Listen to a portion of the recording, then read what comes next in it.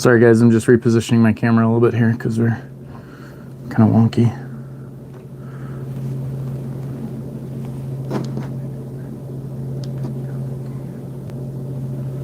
There, that's better. I'm just trying to get me into the frame real good.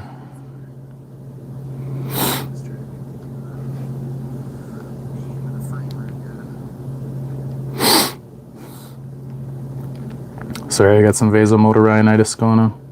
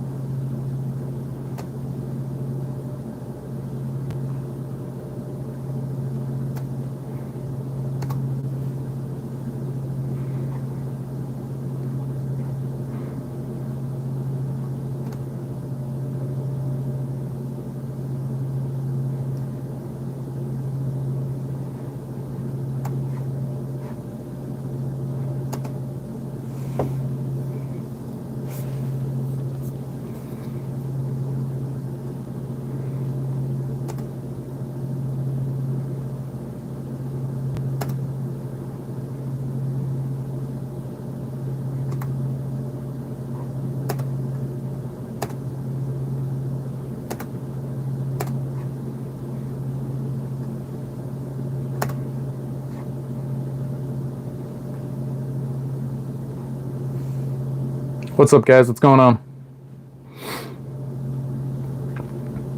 Sorry about my sniffles. I have some vasomotor rhinitis.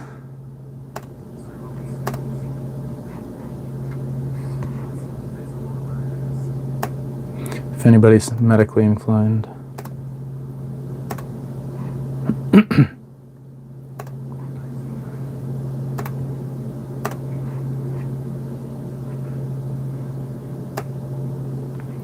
Once I get a couple more people in here, I'm going to show you guys something cool.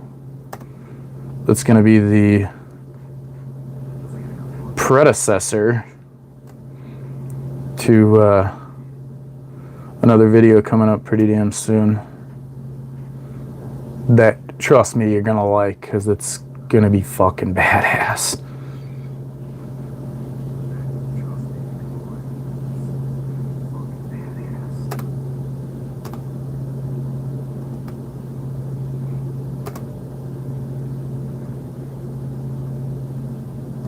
It's a firearm platform that I have become very fond of in the last couple of years. Needless to say, we're building one.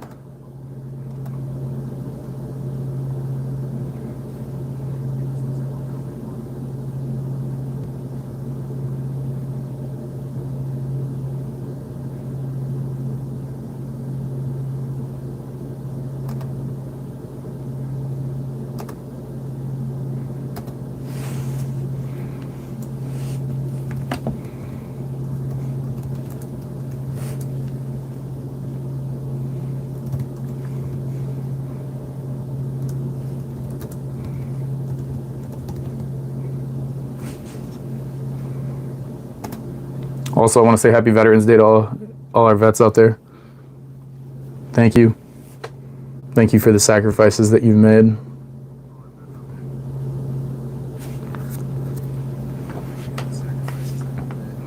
MS, 45 ACP or 9mm. With the advances in 9mm in the past couple of years, 9mm all the way, man. I'd rather have 17 rounds versus 8 or 10 all day.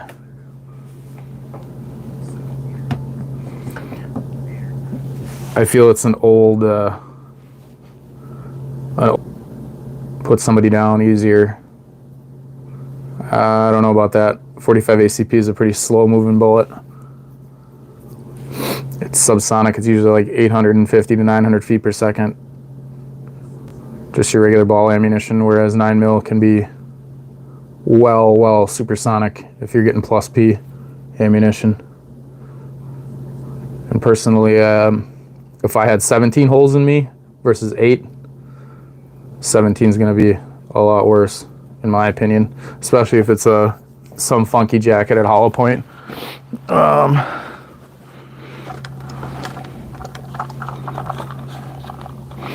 Yeah, we can show ammunition on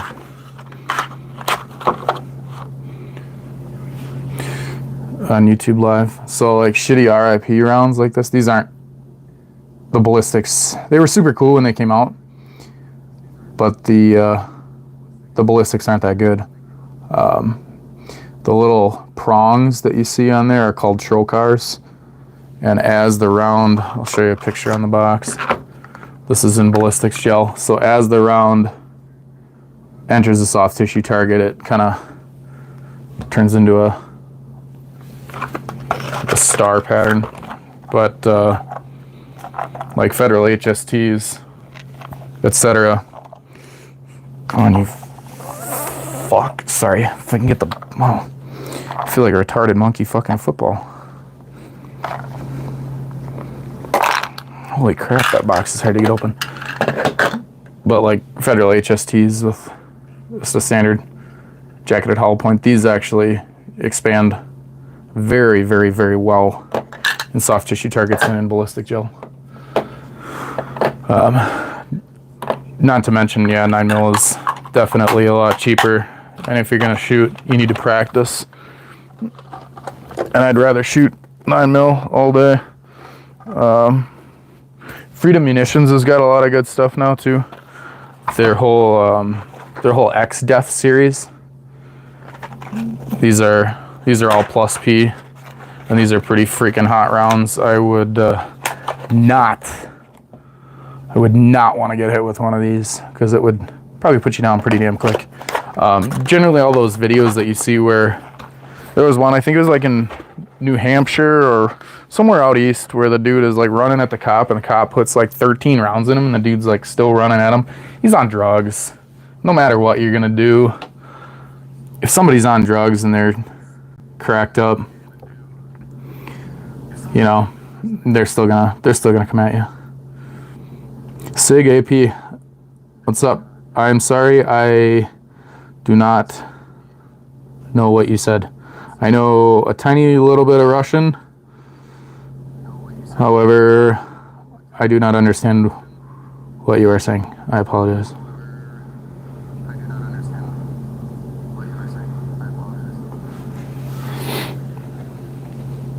So yeah, MS, 9mm, all day. Not that there's anything bad with 45 ACP. I mean, it's a wonderful round, but I think up until 15 years ago, 20 years ago, 9mm has exponentially, the technology behind 9mm has exponentially increased. So much better of a round than what it used to be, just your standard ball ammunition. You know, a lot of those initial theories of like why the FBI went to 40 and all this BS is because the 9mm technology wasn't there, but now all of them, pretty much every government entity and every government agency is going back to 9mm just because of round capacity, and the technology with the rounds is so much better.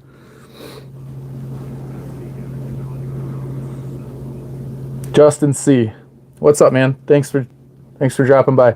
Is that like an Uzi? New to guns here. Yes, so this is I can't pick it up on a YouTube live feed. I can just have it sitting. Yes, this is a legitimate Uzi. This is about a, I can't tell you an exact price, but it's very expensive, well into 5 digits. This is a machine gun. This is legit. I mean, Hebrew markings on the side.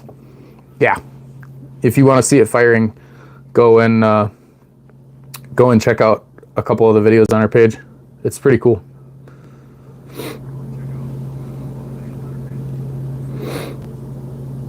Also, being new to firearms, I appreciate you stopping by. If you got any questions, please let us know. We're more than happy to help anybody that's new in the firearm world.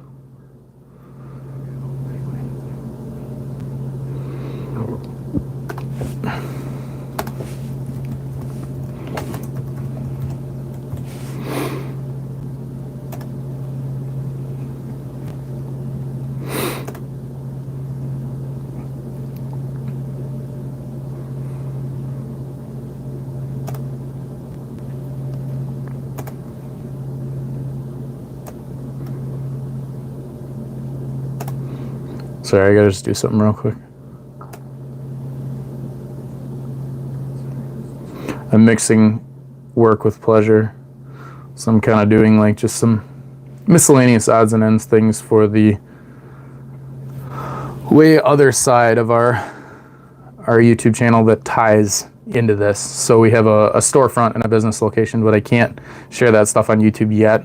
So that's how we have access to all these firearms. We have a firearms manufacturing business.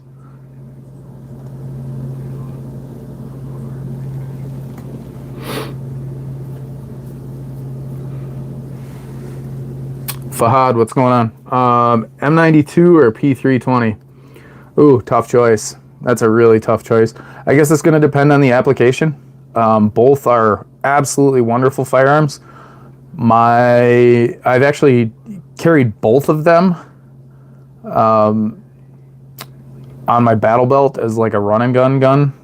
I ran an M9A3 for a long time, one of the Italian made ones, not the USA made ones. Not that there's anything wrong with those, but the Italian ones, the tolerances, everything, they're a lot tighter, and most people don't know it, but they are completely different guns.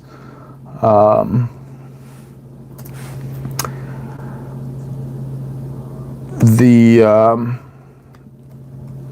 P320 is a good platform. I've also used it as a battle belt gun. Obviously everybody freaked out. Check out one of our other videos if you want to see.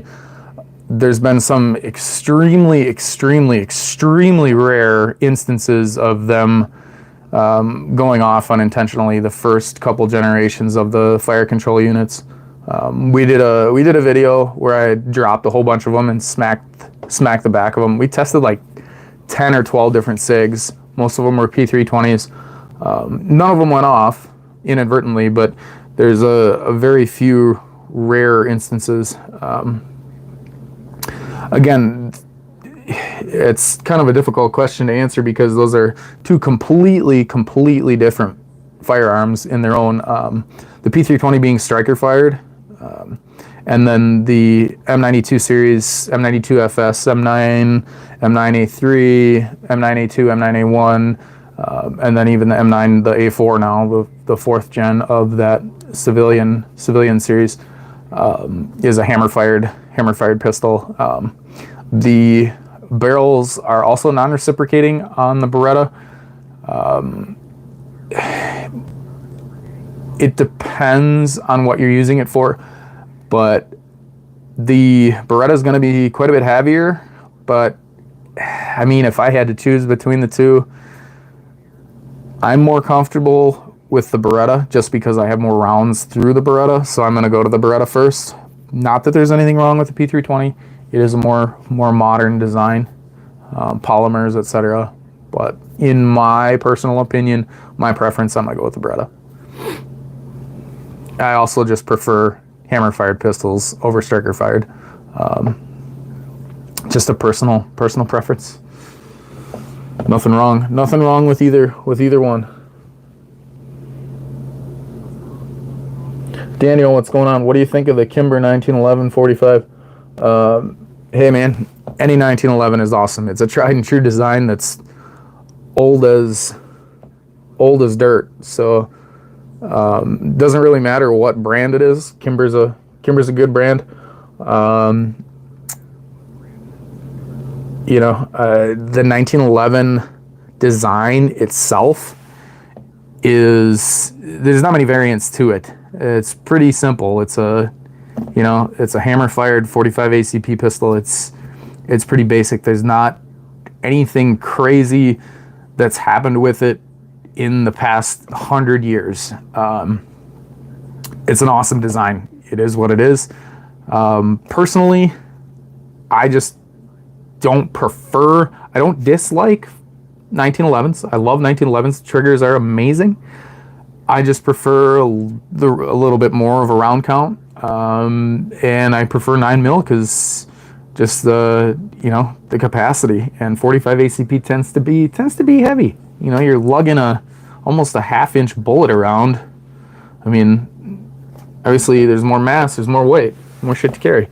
Yeah, I just prefer something smaller, but yeah, I mean, if you like 1911s, there is nothing wrong with a Kimber at all.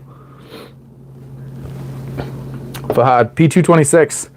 P226s are amazing, my man. The P226 is the full size, so that's the full size version. I prefer the P229. The P229 is the compact version of the 226. 226 is tried and true. The Navy SEALs used it for years and years and years. It's an absolute wonderful gun. There's a couple different versions.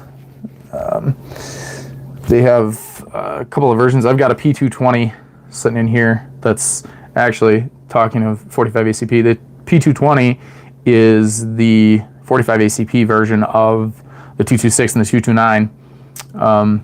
Triggers are amazing. And the one that I've got is a decocker version, so they have some weird little different versions. But no, the P226 is amazing. It's just a full size, full frame handgun, which is going to be a little bit heavier. I mean, it's a big gun, but yeah, I mean, it's tried and true. They've been around the world, seen all 50 states. You know, they're a good quality firearm. But my go-to, if I was going to get a 226 or 229, I'm going to go with the 229 just because of the compact frame. It's a little bit smaller, probably half inch, 3/4 of an inch less in barrel length. I think they're 2 rounds less. I think the 226s are 17 rounds, I'm pretty sure. And then the 229 is 15 rounds. Also with the 229, the 229s are a little bit newer. So there are some versions with optic cuts. And with the red dot revolution that's going on within the past couple of years of putting red dots in any and every pistol, that's pretty big. I'm gonna sway towards the 229 just for that ability to throw an optic on it.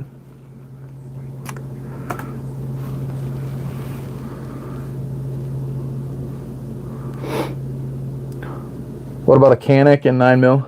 Yeah, man, Caniks are, Daniel, Caniks are great guns. I mean, they're, nothing against them. They're more of an entry level gun, in a sense. But no, by all means, their triggers are fantastic and phenomenal. I wouldn't fault the Canik at all.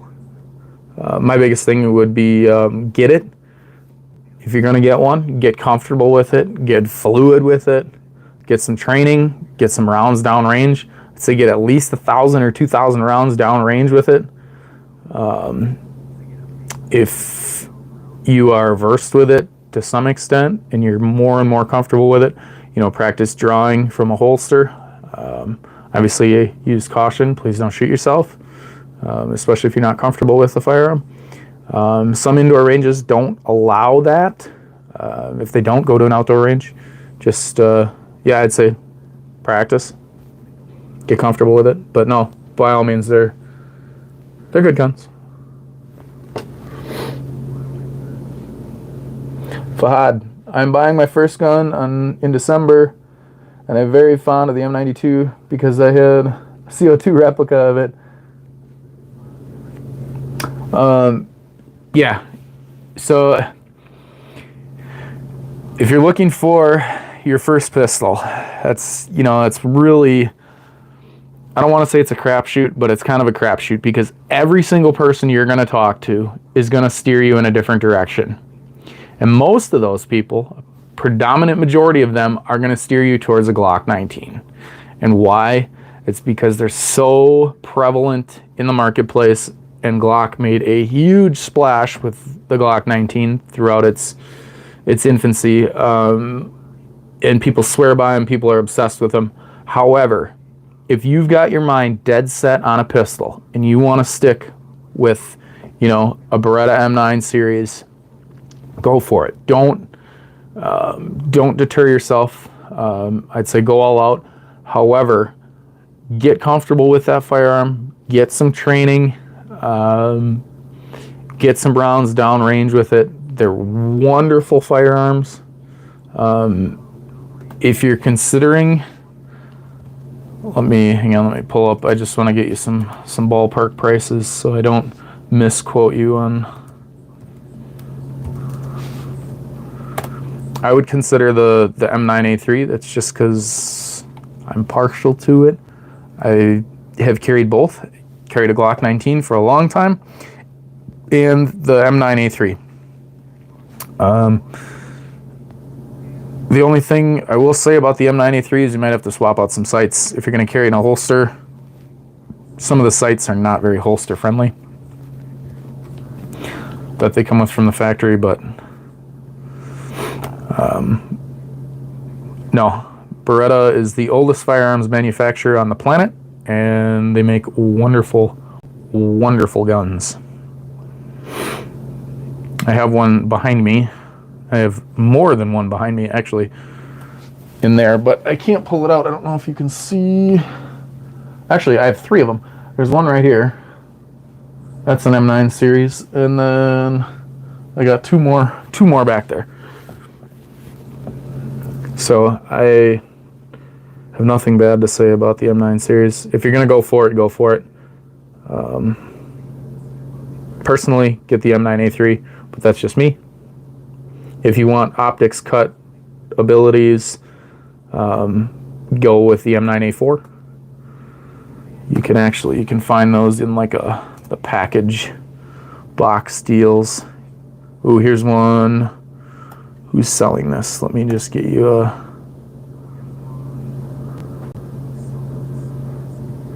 For $1,400, it comes with an optic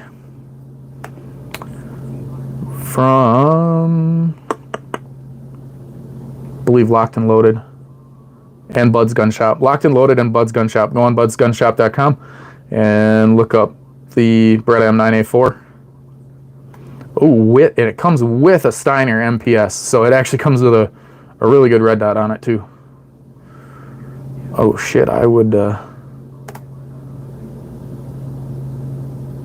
man, I'd buy one of these actually. It's a big red dot, but hey, nothing wrong with it at all.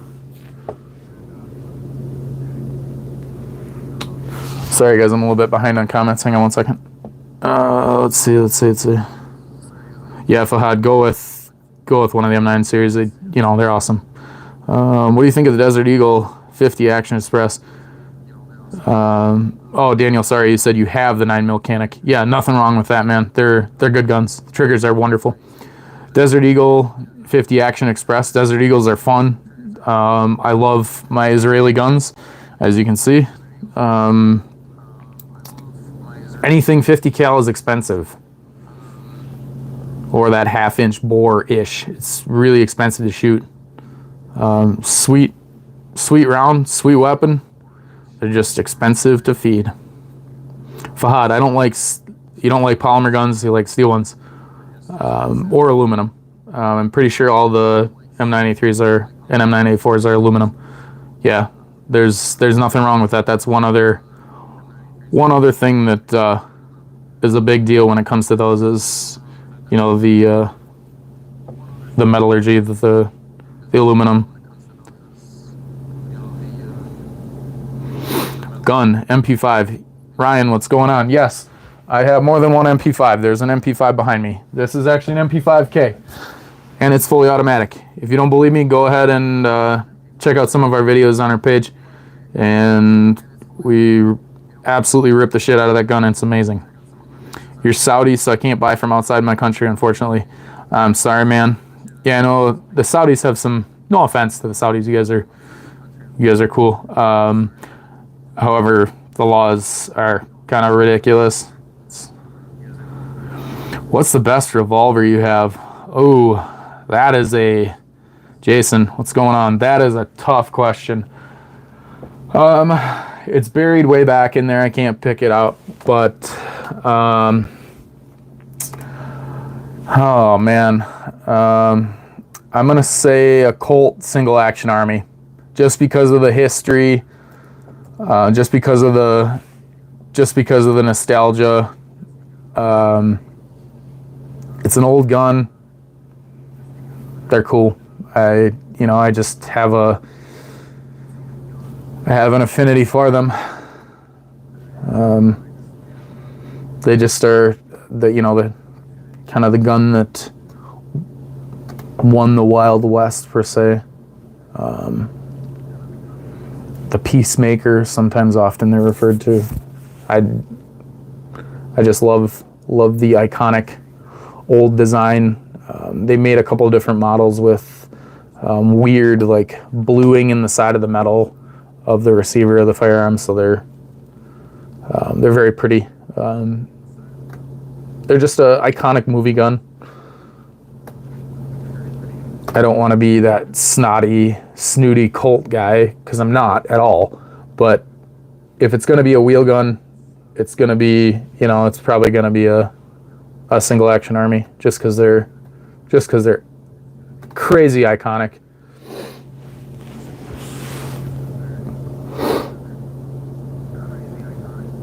Daniel, do you have a Desert Eagle, you say? Yeah, they're sweet. I don't have one right now. I had one in the shop a while ago, but they're expensive, and there's like no markup on them. That's the only thing that I'm in the middle about.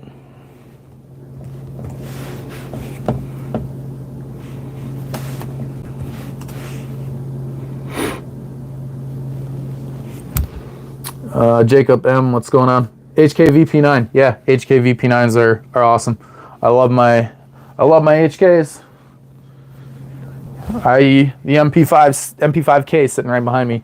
So yeah, there's definitely nothing wrong with a VP9. HK makes some good guns. They're a little bit slow compared to other brands as far as introducing things to the market. But when they do, they make a splash and they make a big deal about it. They're good guns though. Hey, the German efficiency and German standards, there's definitely something to be said about them.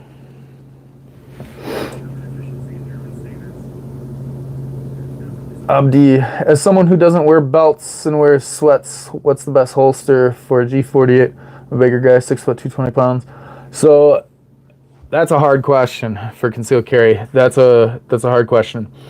I am super finicky when it comes to my holsters. I generally like to wear a belt just because I like that security. Just so you can, I don't know how to explain this. So you can increase tension of the belt, and increasing tension of the belt should increase tension of the holster and pull it closer to you, retaining and keeping that firearm in the holster snugger. That's one thing, with loose clothing,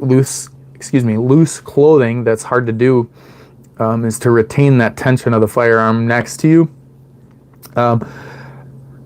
Your best bet is going to be spend some money on a couple different holsters. That's one thing that I do. I hate doing it because it's freaking annoying.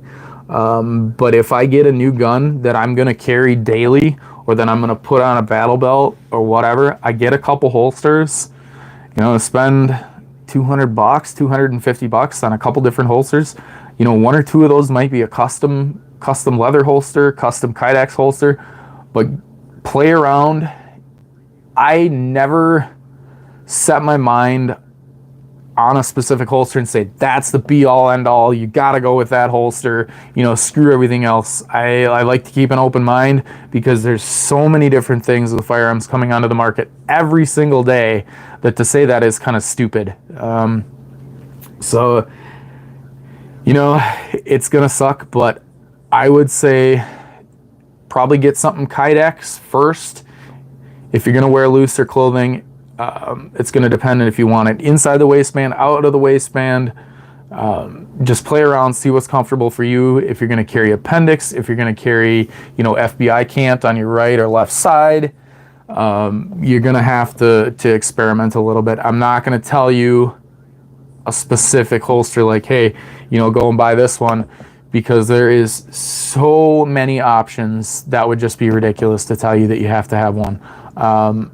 The one that I've got on right now, obviously I have a firearm on me, so I can't pull it out because you can't show guns on YouTube Live, which is stupid. I hate it. But the one that I have on me right now is a custom leather one. It's got an FBI cant. The FBI cant is just where the firearm's tilted slightly, so it's less of a footprint on your side. And for right now, I am in love with this holster until I find something better that I like even more. So it's, you know. Jason, 357 Python. Yeah, 357 Python, man, it's a badass gun. Believe it or not, I have one up there, hiding in the back. I have 3 different safes, 3 different vaults. And between the business and my personal firearms, my personal collection, I've got quite a few. I've probably owned just about everything there is to own at some point or another. Besides, like, there's some crazy ones on that list that I haven't gotten to yet, like an FG42, but those are $300,000. Those are crazy expensive. The Colt Python, you know, in 357, that's a freaking puncher. You know, if you get hit with that, you're going down. But it's a big, heavy gun. I mean, it's a heavy beast. Y'all got any World War II or Cold War guns? Yeah, what's going on, Ebony? Yeah, I do. The Uzi sitting in front of me is technically, I want to say that this is probably late 60s, early 70s production. So that's, you know, right up there with Cold War. Yeah, I have some World War II stuff. If you scroll through, check out a couple of our shorts. I've got some different World War II guns in there in our shorts that are pretty cool. But every once in a while, I just had a G43 come through the shop that a guy wanted me to do an acquisition for. He came in and said, "Hey, here's my budget. I am a firearms collector. I do reenactments. I want a G43." And I said, "Okay, you know, what are you looking to spend?" And it was a lot of money, but he wanted something with, you know, Nazi markings on it that was legit. I found one for him, and he went through with the purchase and was more than ecstatic and more than happy. And I got a couple pictures of it. I think we got a video of it somewhere. That was a pretty rare piece of World War II history. I love World War II firearms. Absolutely love them. I've seen people have a belt under their sweats. Would you recommend that? You know, I wouldn't not recommend it. There's a lot of newer, like, neoprene style elastic belts that you can get. It's not necessarily like a nylon belt. It's just it's more of a stretchy material, but you can slide a firearm into it. Obviously it's going to be hot because it's, you know, neoprene or elastic or whatever it's made out of, but if I was going to do that, I would prefer that over the belt. The elastic nylon neoprene style is also going to keep that, you know, that imprint down. You don't want to walk around like you're, you know, you're happy to see everybody with a big old gun wanging out the side, you know, and just give people something to look at when that's, you know, you don't want to attract attention to yourself. There's no need. Again, would I recommend it? You know, what I would recommend is do what you feel is comfortable, you're fluid with, you're comfortable with. Try it. If you don't like it, go on to the next thing. Find something that you can use and make good use of. In waistband, appendix, around 12 to 1 o'clock. Just be careful with appendix. No, there's nothing wrong with appendix, but I would say make sure you have a holster that's covering the trigger. If you're gonna run condition 1 with a round in the chamber, ready to go, you pull the trigger, it goes boom.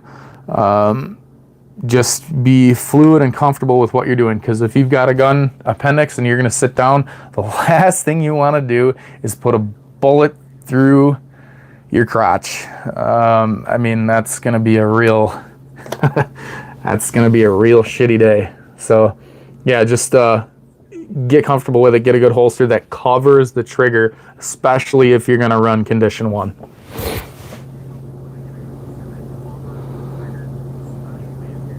I'll check the shorts, thanks. Yeah, thanks, man. I love it when anybody checks out our YouTube shorts. J-Ron, the man, Garand is king. As far as World War II firearms go, we had an M1 Garand for a little while. I got a couple of shorts of it. That iconic ping is one of the most chilling sounds on the planet. It's beautiful. It's music to my ears. I love it. Yeah, it's a wonderful firearm. It's badass. Abdi, thanks, man. Yeah, no problem. Anytime. If you got questions, feel free to drop on by. Drop us a question anytime. I'm more than happy to help. Congratulations on getting your first firearm last month. Congratulations. Get some rounds down range with it. Get comfortable with it. Get some training. Be safe with it. Ferraria, sorry. Hello, what's going on? Just subbed. Have a good day and night. Cheers. Thanks, man. Appreciate the sub. Thank you. Check back. If you got any questions, feel free to drop them on by.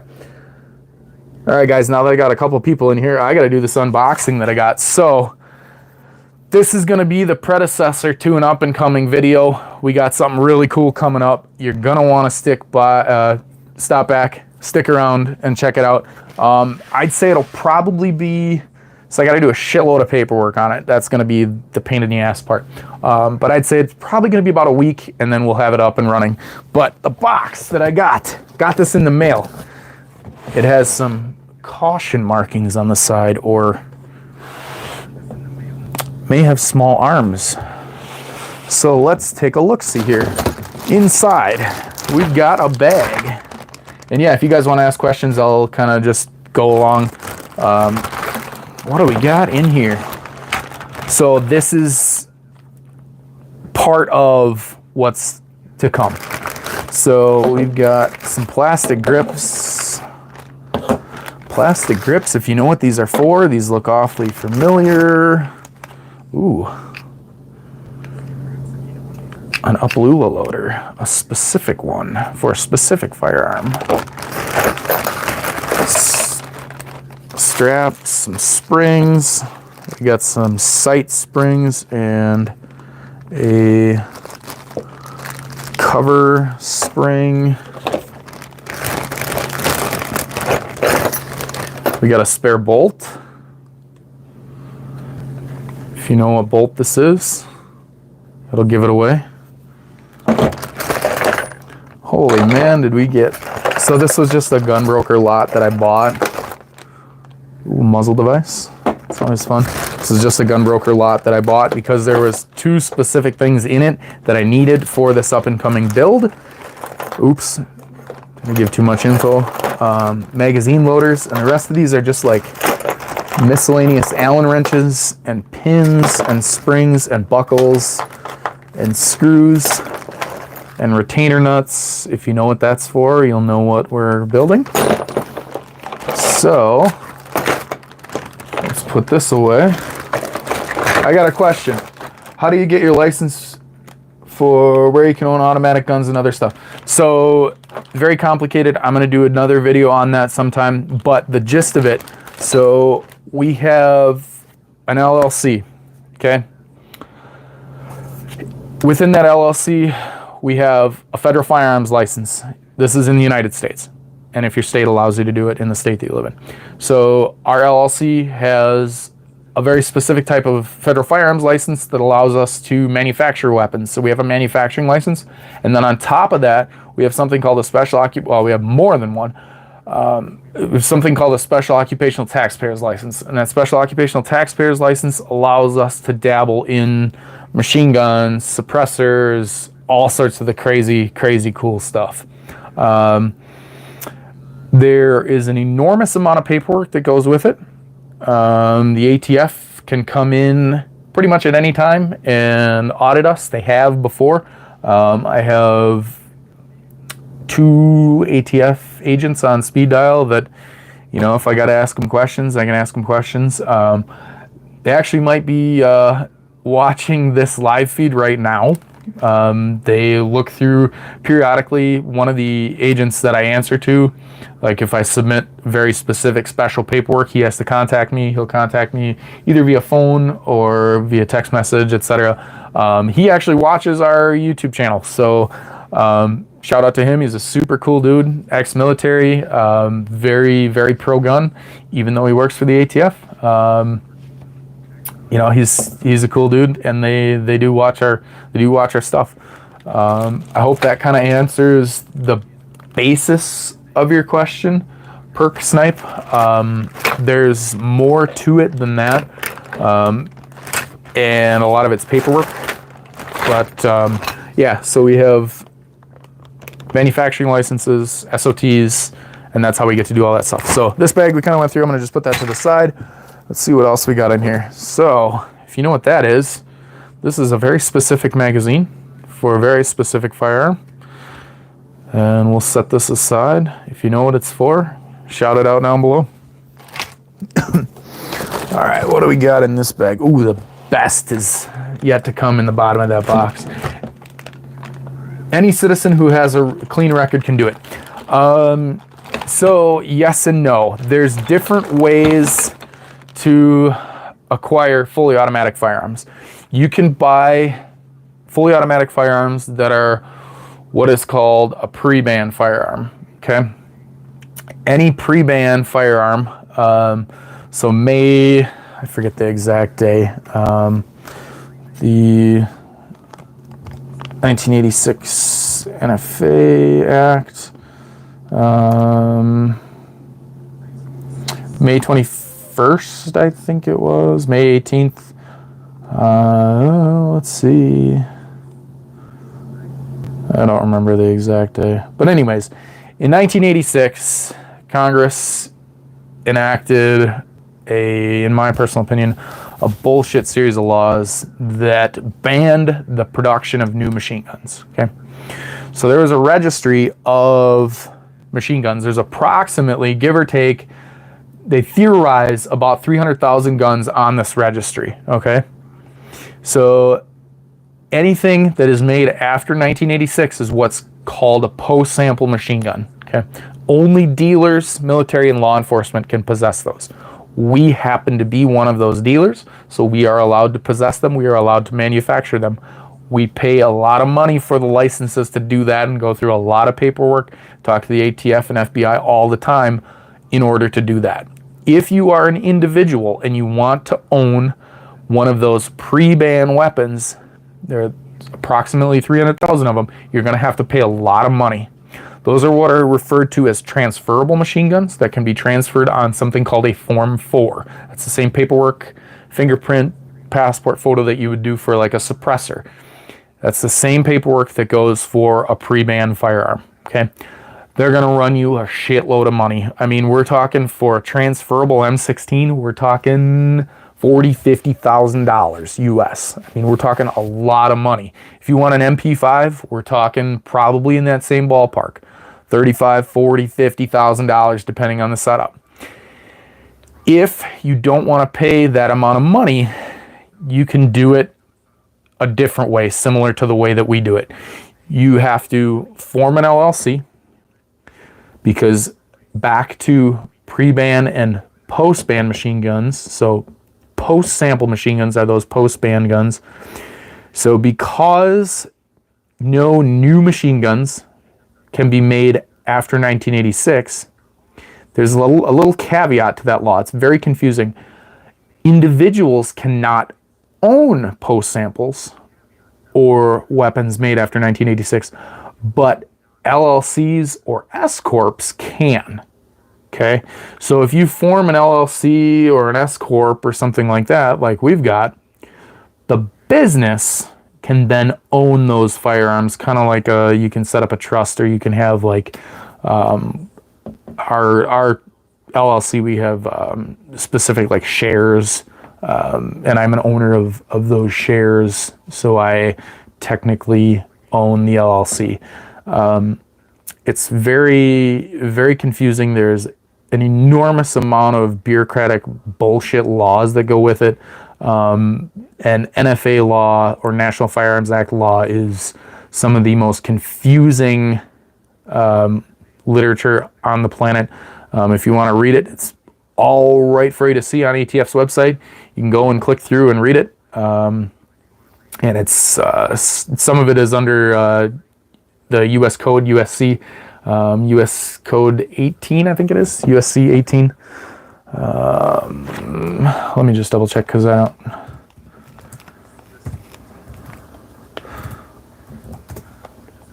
don't... 26, sorry, I apologize. NFA law is U.S. Code 26.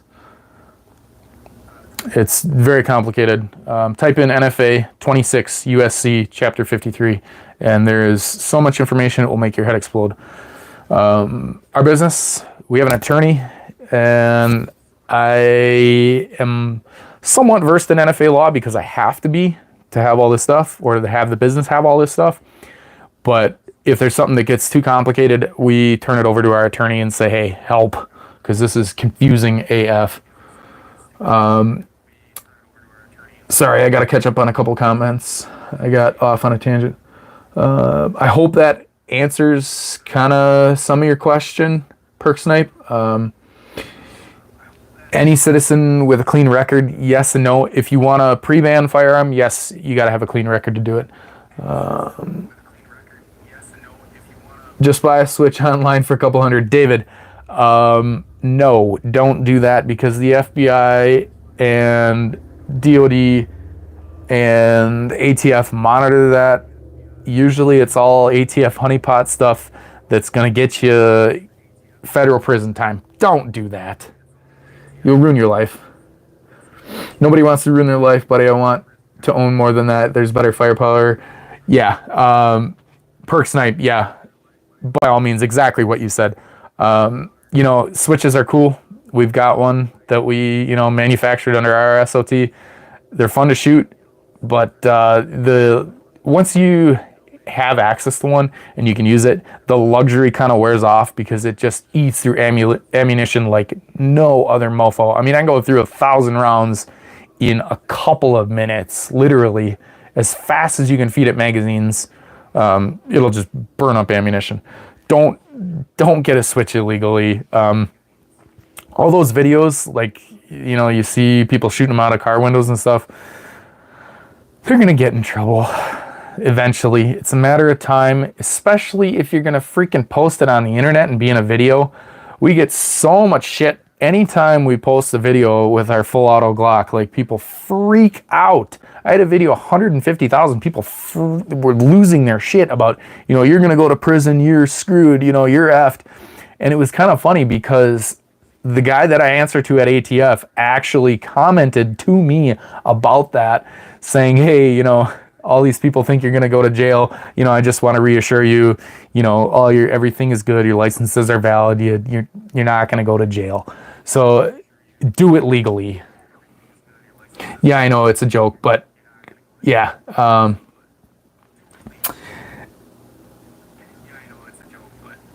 Get Ghost Gunner through. What do you mean by that, man? You guys feel free to keep dropping questions. I'm gonna go through this other bag so you guys can see what's up and coming, what we got coming down the pipe here. So we got a top cover. If you know what this is for, comment down below. This will be for the up and coming firearm. Ooh, and a stock. So this is technically, as far as YouTube's policy goes, this is not a firearm. This is just some random parts that I found. I just want to make sure I don't get another strike. So if you know what that's for. Can you show the Glock switch? I'm sorry, my man. I would love to. However, YouTube's policies, YouTube live feed, we're not allowed to show a full firearm, a physical firearm to you. The one that's in front of me, I cannot touch it and pick it up. Otherwise, I will get shit canned off the live stream immediately. Do I have a Glock with a switch on it behind me? Yes, I do. And I would love to grab it out and answer any question you had about it and show it to the camera. However, if I pick it up and touch it, YouTube will immediately end this live stream because they love to shit can people that like to show guns. And I'd like to continue to show guns. If you want to see it, click on one of the things with our channel down below. Scroll through our channel. I have tons of videos of it. We have shorts. I've got a couple long form videos shooting it. If you want another video in depth, let us know what you want to see with the Glock switch and I'll do whatever you want within reason. We're going to do, as soon as it gets a little colder out, I got a really cool idea for the Glock switch. We're going to do a video. You guys are going to freaking love it.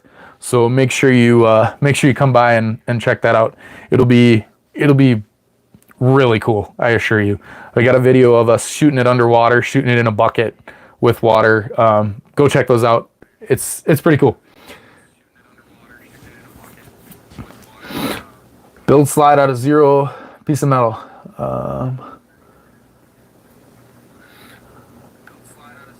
Thought you are PewTube. Yeah, we are. What's up, Shay? Love the safe. Thank you. That's one of several. So back to parts and pieces. That's a part. This looks like a barrel to said firearm. So if you know what this is from, feel free, comment down below. I'm gonna just do it the legal way, even though it might be a long process. It'll end up being worth it. Yeah, it is. It just makes it that much more rewarding in the end when you do it legally. And you can kind of be, you know, you can have that swagger, you know, you can kind of have that chip on your shoulder and be like, yeah, you know, look at this. This is fucking badass. And it just makes it all that much more worth it when you can pick it up. And like, I have a couple of many law enforcement officers, police, sheriff, state patrol, even ATF, and U.S. Marshals that come into our shop and purchase guns from us. And some of the stuff that we got, you know, like the Uzi in front of us, you know, they look at all that stuff and they go, holy shit, man, that's badass. You know, and then usually the second question is, you know, is that legal? You know, is this okay? And it's, yeah, it's all legal. It's all legit. So it's just that much more badass because then they're like, oh, cool. You know, I'm not going to do anything to you, you know, we just want to see it. And they're usually that much more apt to have a conversation with you about it. Wow, Uzi. Yeah, that is an Uzi, my dude. It is. Mac 10. We didn't do a Mac 10 yet, Mike. Eventually, we're working on it. What's an ATF honeypot that you were talking about? Like ATF controlling those websites? Yes. So ATF has been known to set up traps. How do I talk about this without getting in trouble? So our business, we've done some work with DOD, with feds, all sorts of stuff that I can't really dabble too much into on here because I'll probably get a nasty gram, a nasty email. So ATF doesn't like, you know, their agents and officers getting shot up with fully automatic Glocks.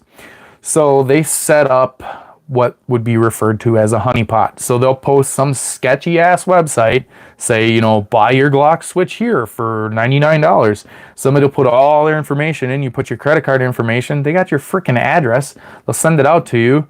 You know, it's clear constructive intent. If you're buying a Glock switch, you're buying it with that constructive intent to put it on a Glock and make it fully automatic. However, just having that simple switch, that switch is a machine gun. So being in possession of a machine gun is a huge felony and is super illegal. So there has been documented cases of the ATF selling them, and then as soon as, you know, FedEx, UPS, whatever, DHL arrives, sit in a parking lot, knock on the door, say, yo, you just bought an illegal machine gun. We need to talk. And usually it results in a set of stainless steel bracelets pretty dang quick. That is the ATF honeypot that I am referring to. It is not all that prevalent anymore. However, there has been several documented cases. Yep, basically a setup. They set it up and get you. Yep. Sting ops, honey dicking. Yes, honey dicking is the other term. Joe Barr, what's up, dude? Ruger E9, trigger not resetting. Help. Oh boy, that's going to be difficult to diagnose via YouTube chat. I'm sorry. I'm going to need a lot more information than that. I would say, first of all, make sure that the gun is clean. Make sure that it's empty. Make sure that there's not a live round in it. Please keep it pointed in a safe direction at all times. Don't shoot yourself. I'd say take it apart. Make sure it's clean. Look up a video on how they come apart and how they go back together, and meticulously make sure it's clean, and put it back together per the instructions. Make sure nothing's bent, broken, etc. Other than that, shoot us another message down below. Shoot us an email and I can try and help you out. But otherwise, in a YouTube live feed chat, I'm sorry, it's really hard to help you. Blake Outs, the switch itself on its own is considered a machine gun. Yes. The switch itself is considered a machine gun. Okay. It's very complicated. When you put it on a Glock, it all becomes a machine gun.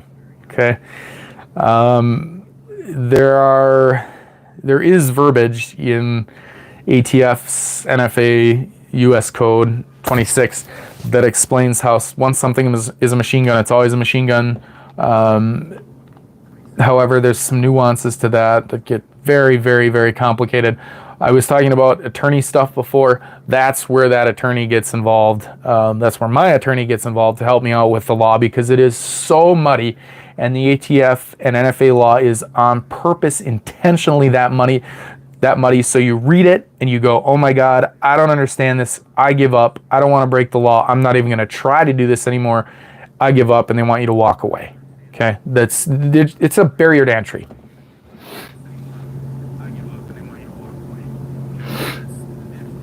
Sorry, let me catch up on a couple of these comments real quick. Yes, so the switch itself is considered a machine gun. 44 Magnum revolver. Yeah, my man, 44 Magnum revolvers are badass. Check out one of our videos down below. I've got a alligator slash tarpon fish spear with a 44 mag tip on it. It's a super, super rare firearm.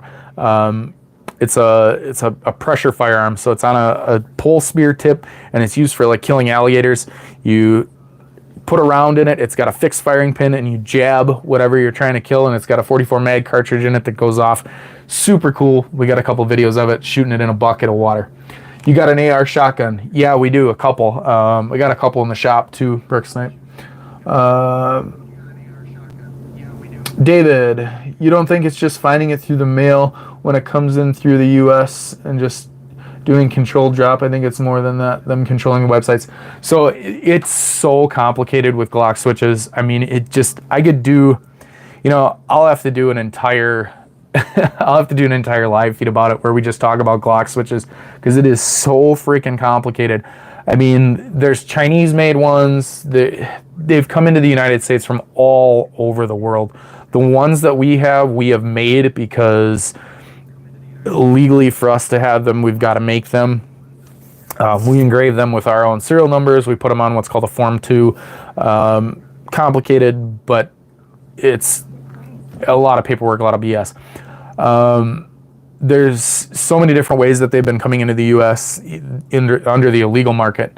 I mean, the Chinese were putting them in, you know, different containers, different, you know, like chewing tobacco tins, all sorts of stuff. And now with 3D printing, especially 3D printing metal, it is like the ATF has got their hands full. They're fighting an uphill battle. It's going to be very, very, very difficult to win. Yeah, with the 3D printing technology is just gone through the roof. That's one other thing that's... David, yeah, switch itself is considered a machine gun, even though it's not a gun. It's a dumb law. Yes. So it's considered a machine gun. Lightning links are considered a machine gun. Swift links are considered a machine gun. All those little devices that turn a weapon into something full auto are considered machine guns per NFA law. And again, if you want to get into NFA law, go ahead and read it. It is just absolutely mind-boggling complicated. But an entire firearm minus lower receiver is not a gun. Go figure. Yes. According to NFA law, it doesn't even have a receiver. It doesn't have a trigger. It's a chunk of metal, and they consider it a machine gun. Yeah, you're telling me it's complicated AF. I wish the laws were not written that way. It would make my life a lot easier. It would make my attorney's life a lot easier. It would make my customer's life a lot easier. We could have a shitload more fun. I could show you guys cool machine guns all freaking day on YouTube. But don't even get me started, because I'll get on a freaking soapbox about that. Oh my God. Yeah, they make their own laws. Yeah, they do. Is conversion kits that you put in a pistol legal, or do you have to have a license for it? Does it change the fire rate but changes into a bigger gun? So I guess that question is kind of confusing, but anything that alters the weapon generally is going to be a no-go, my man. You're going to need a license for it. If there's some way that ATF can make money off of it, and you're going to have to pay a tax stamp or pay for an SOT, etc., they're gonna hone in on it. They know about it. Their firearms technology branch that like looks at specific things, that looks at like Glock switches and goes, hey, you know, this is a machine gun, or this is determined to not be a machine gun. They know guns. That's what they do every day. They sit at a table like this and they look at a machine gun, take it all apart, figure out how it works, and they go on to the next one. So, I mean, they're well versed with their shit. I mean, they know. I mean, they're not dumb. Yeah, so anything that you just, generally speaking, anything that you're going to drop in a pistol or drop into a firearm that's going to change the rate of fire is going to be a no-go. And you're going to have the licenses for it. You're going to have the paperwork for it. If you get caught with it, and you don't have that proper paperwork. When I go to the range, if we go and shoot machine guns, I have a book, a literal book of paperwork, of licenses. I have paperwork from my local sheriff. I have paperwork from my local police chief. I have paperwork from the ATF. I have tax stamps. I have documentation under the LLC saying this is all legal. I'm allowed to possess this in my possession. I'm allowed to transport it. I'm allowed to demo it. It's complicated. If you get caught without any of that paperwork, it's going to be a nightmare. Your life is probably going to be over pretty quick. The local law enforcement, they're required to document that and hand it over to the feds. Okay? And anytime the feds get a hold of that, the feds, they have unlimited money. Okay? They don't care about you. All right? If you are in possession of a machine gun, you can spend $3 million on attorneys to fight for you. They're going to spend $6 million on attorneys just to prove a point and set a precedence. It's an uphill battle that you will not win. So do it legally, otherwise you're going to get screwed. Those are legal. David, what are you referring to that's legal? I'm sorry. Would an auto sear fall under the same rules as a switch? Yes, any auto sear will fall under the same rules. Yes. Yes, yes, yes. Auto sears are machine guns, unfortunately. What about a keychain that looks like one? So, Mike, keychains, you're getting into there's something called constructive intent. And ATF does not like constructive intent. They get very pissy with constructive intent. If you can readily assemble it into a firearm and make it go brrr, you're going to get in trouble. It's not worth it. If you could take a keychain, that's how. So one of our fellow YouTube compadres, I can't name his name, he was promoting a link to these Lightning Link key cards that were CNC laser cut like business cards that you could bend and pop out enough pieces to make a Lightning Link. Okay, I got to be careful how I say this because he got in a shitload of trouble just for promoting them on YouTube and saying that they were super cool. So I am not condoning this by any means. Do not do this. It's super illegal. Let me caveat that. He kind of promoted them on YouTube, and ATF watched his videos and, you know, started looking into it, and it kind of turned into another honeypot thing. And he's looking, you know, do I agree with it? Hell no. But he's looking at federal prison time. And I think he's sitting in federal prison right now, and he's got attorneys fighting for him, and he's spending probably every little last bit of money that he's got, you know, selling cars. His wife has got to deal with all sorts of bullshit with feds knocking on his door with warrants and stupid stuff. You know, if you can take a keychain or a business card or something like that and file it or alter it into a machine gun, that's constructive intent. They're going to go after you. They hate it. I don't agree with it. Don't do it. It sucks, but hey, that's the way it is. Mike, yeah. Cry face, yeah. I feel the same way. Khan Baba, HY. Hey, what's up? I talked to you. I stopped. I'm sorry, I don't know what that means. What's good states I can get a CPL from? I got one from Washington. What do you mean by CPL? CCW, like concealed carry permit? What do you...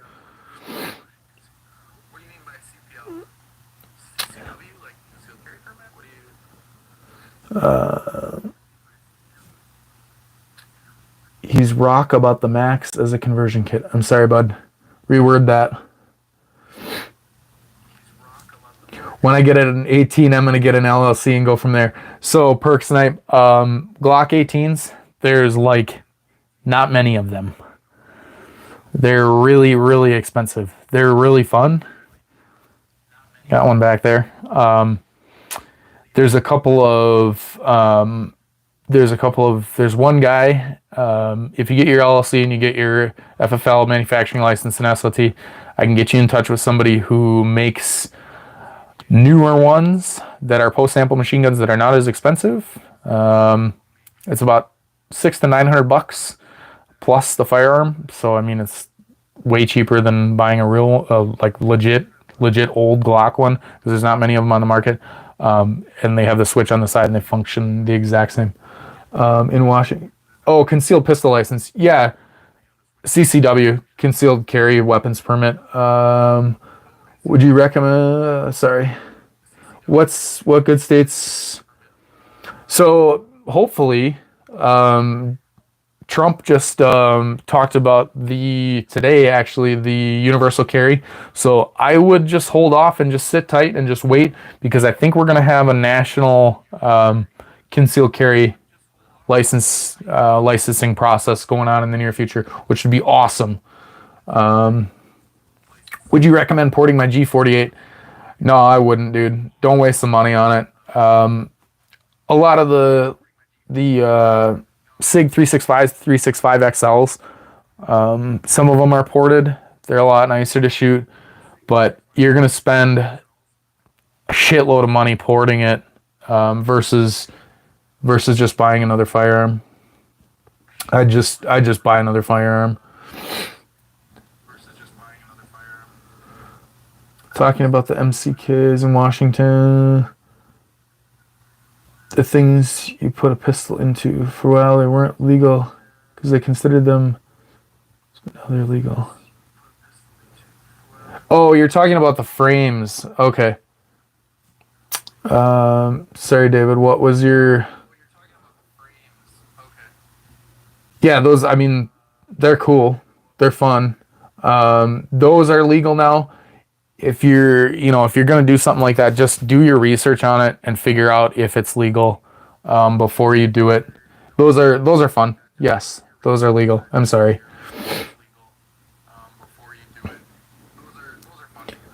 They were, for a while, they were not legal. It's, again, some of these laws are ridiculous. It's just ridiculous. We can't get no ARs here no more. I turned 21 late. What do you mean by that, Abdi? You can't get ARs here? SBRs. Yeah. So the drop-in frames, they were considered SBRs for a while. It was stupid because it was a shouldered weapon, a weapon frame or whatever, but no, they're legal now. I have 4 guns that are in the safe. Practice sometimes. 22. Nice. Good job, dude. Yeah. Be safe.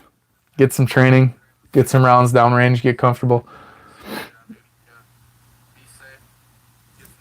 I got a CSV and I protect Americans. And I'm from New Zealand. I got to travel to protect. Is there any way to protect without a gun legally? Bro, Dago, what do you... Elaborate a little bit more. What do you mean by that?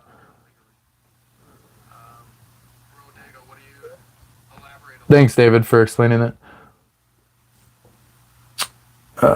Yeah, perk snipe. Always do your research. Do your research, man. There's so much stuff. I mean, you can just go on and on and on. We got to use knives, but Australians have machetes. Yeah, bro, Dig, I'm sorry, man. New Zealand and Australia, I'm sorry. Yeah, that's no fun. Oh, the micro Roni kits, that's what you're talking about, yeah. I'm pretty sure they're legal now. Let me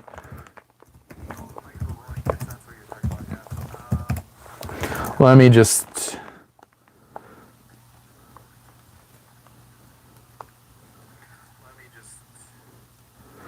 Let me look at the most updated, because they change it. Yes, so as of right now, the micro Ronis are legal with a brace due to the nationwide injunction out of Texas. However, the ATF is still trying to shit can them. They are legal right now. That may change. I hope it doesn't, but... Yes. As of right now, they're legal. Sorry, guys, I gotta catch up on a couple of questions here. Yeah, the micro Roni kits are legal, though, bud. Do you really think it would go into effect for a national CCW? I really hope it does. That would make life a lot easier. I travel quite a bit, and I wouldn't have to worry as much about, concealed carry in certain places. The national CCW would be amazing. I would hope so. Sug and D, well, what a naughty stream I've gotten myself into. It's not naughty. We're just talking about legality. We're talking about laws and how not to break the law and do things illegally. Or not illegally, I mean, excuse me. Pistol crossbows. They have one with magazines, so you can have more than one shot. Yeah, that's awesome. We don't have any, but I've seen them before. I'm a personal protective agent. I am multiple countries a week. Brodega. So I am not an expert in other countries' laws. I'm sorry. You're gonna have to look at what countries you're going into. I mean, if you're there like on a diplomatic passport or something like that, I mean that's a whole nother ball game. I mean, the U.S. we've got all sorts of weird stuff like that, like diplomatic passports, so you don't get in trouble with specific things. But that's a really, really touchy subject, and I don't want to give you any wrong information. What about a reflex trigger on them? Yes, as of right now, reflex triggers and binary triggers are legal. Yes, the binary triggers are legal. However, YouTube hates them. We've made a couple videos you can check out down below that we've got of binary triggers. But YouTube does not like them because they're ass hats. Sorry, YouTube. Please don't shit can us for that. America has guns, Aussie, and has archery. It's shocking. Yeah. America, we've got a lot of badass things, my friend. Are you in Texas, YouTube? Perk Snipe, no, we are not in Texas. We are a lot farther north. I can't tell you what state, but we're a lot farther north, and it's a lot colder here. I do pay attention just outside. Advice is greatly appreciated. Brodega, if you come to the United States, I can help you with just about any law there. If not, I can refer you to my attorney who would help you out with just about any NFA or firearm law that exists because he's very well versed. However, other countries, I am sorry, I am not super familiar. I've traveled to many other countries.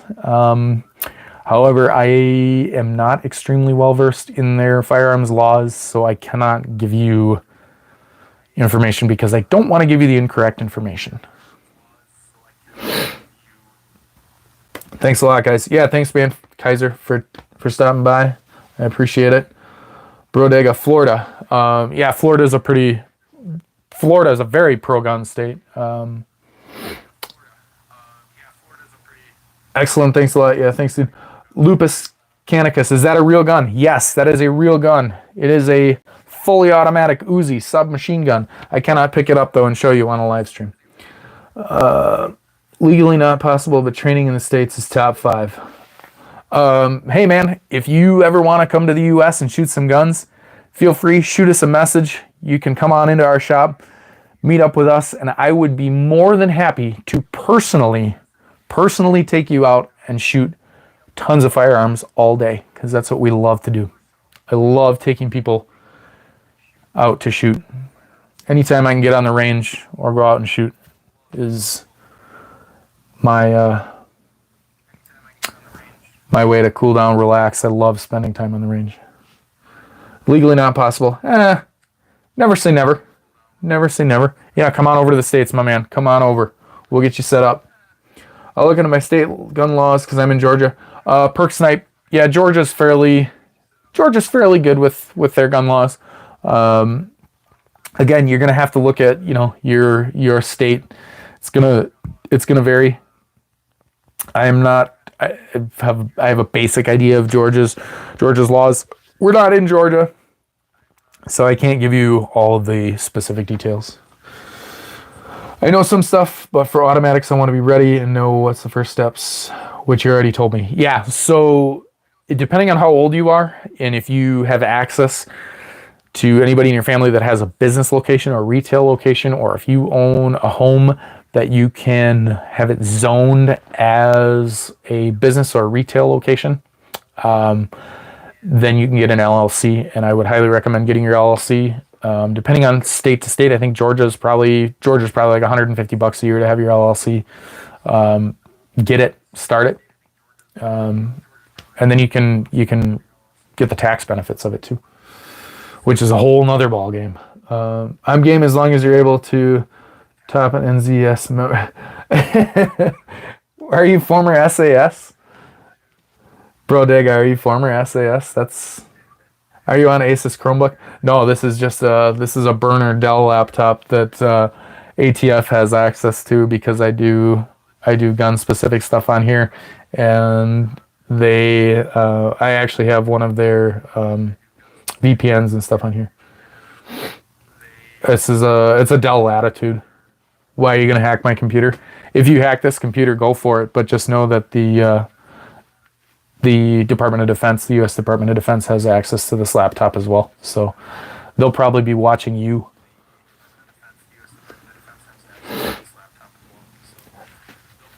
You're still current? Badass, my man. Badass. Yeah, I would go to the range with you any day. That's freaking awesome. You guys are. I've met a couple SAS guys. You guys are freaking crazy. I love it though. I love it.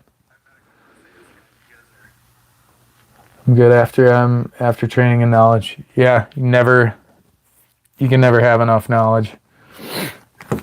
Real quick, back to, I gotta show you a couple more of these parts real quick. You guys can still keep commenting. Bro Digga, yeah, please subscribe, man. You sound like a pretty cool dude. I'd like to ask you some questions. I just want to go through the rest of this box real quick because I've had it sitting here and we've been talking about so many other cool things. This live stream is awesome. Same, it's a learning process. Never stop learning, my dude.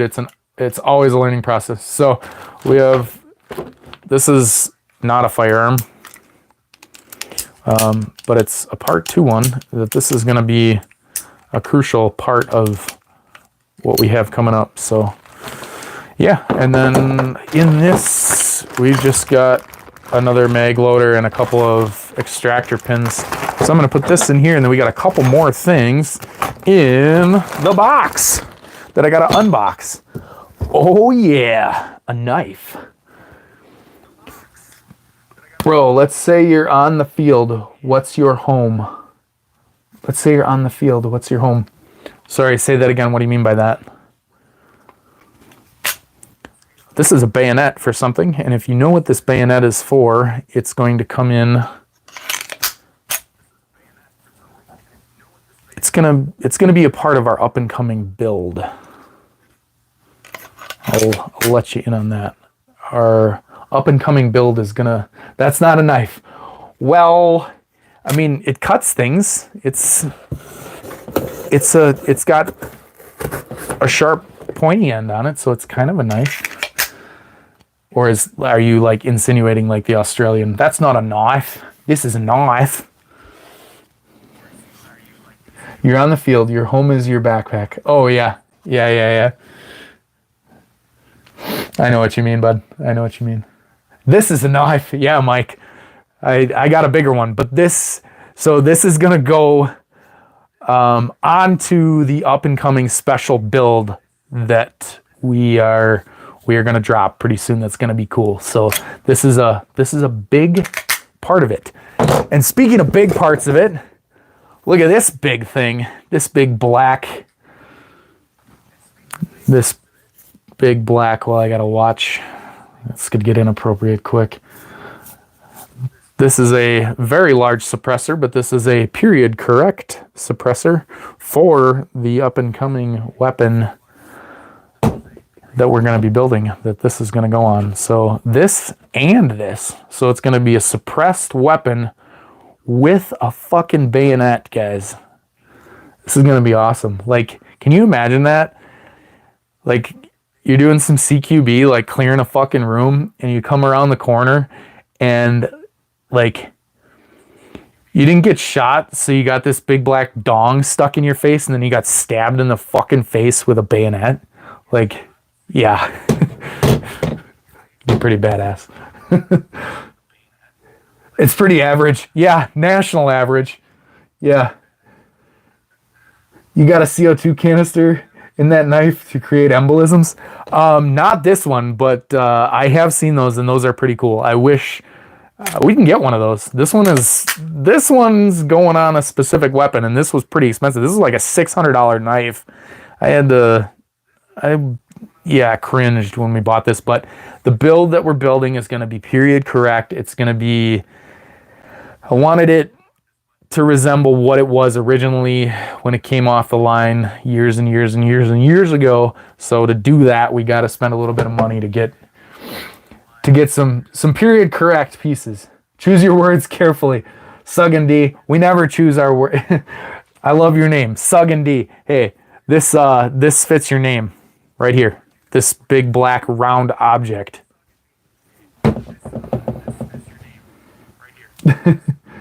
Bro, it's an outdoor rolling pin. No, it's for making cookies. See, we're gonna make cookies with this. It just so happens that it's hollow and it's got a serial number on the side. It was made a long time ago. It's for making cookies. It's a baking utensil. Or you could whack somebody on the noggin with it. Yeah, it's an outdoor rolling pin.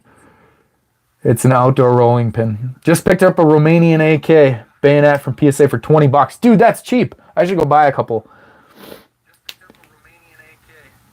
Yeah, bro, Dega, tell us more about your SAS stuff. I want to hear. I want to hear what... did you guys get to shoot? Did you guys get to shoot some HK MP5Ks? 4 to 7 grand. Haha, I see. All right, guys. So the individual that I bought this stuff from, that's going to go towards the build that we got up and coming, I'm going to put this bloody knife on the ground with that suppressor. He said that if we don't like what we got in the box, we can refer to the complaints department, which I thought was pretty funny, and I didn't know what the fuck he meant, but I'll show you what he meant. So the complaints department was this. Yes. That's our complaints department. It's not real. Relax. It's fake. Doesn't even have a hole in the bottom, but I'll pull the pin for you and we'll let the spoon go. Wait 5 seconds. Trust me, the live stream's not going to end, but that's quite the... See, we're not dead yet. Or maybe we are and we don't even know it. I enjoy the subtleties like that. So, yeah, your hand grenade for the complaints department. So that's all that's in the box, guys. Be sure, up and coming, you're going to want to stick around for this. I assure you, it's going to be badass. We got a cool build coming. So...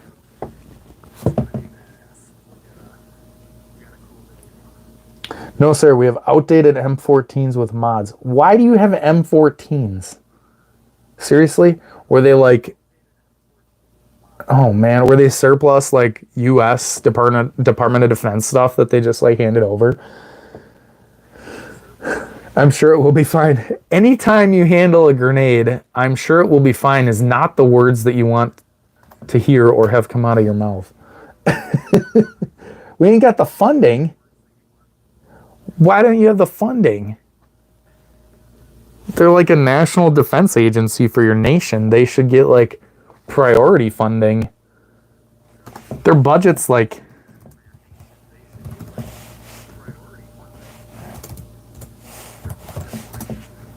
Hang on, let me look at SAS budgets. Their budget's a shitload.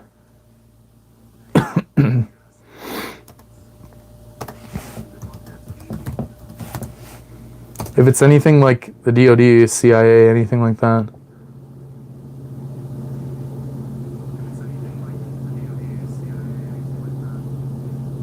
Dude, their budget's like $156 million US. That's crazy.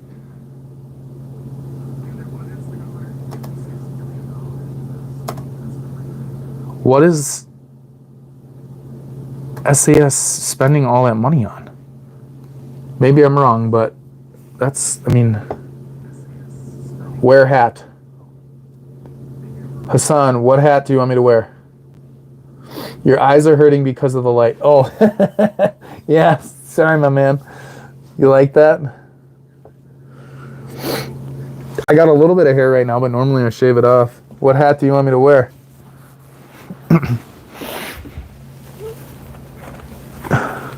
Should we make everybody go wild and wear this hat? This hat ought to piss people off.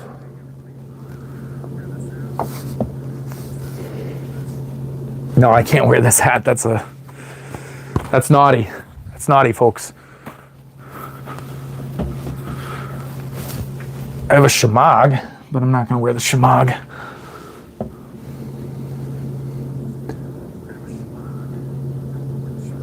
NZDF, yeah, and minimum salary.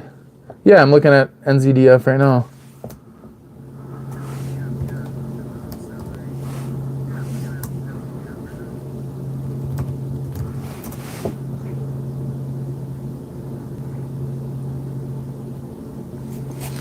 It's saying that their total funding is like 571 million.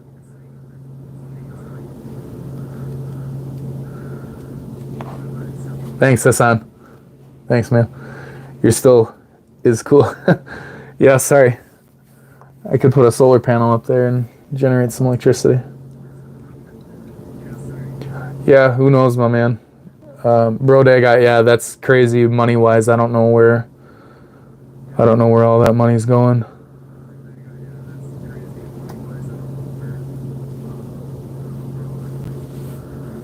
Our Navy sunk recently.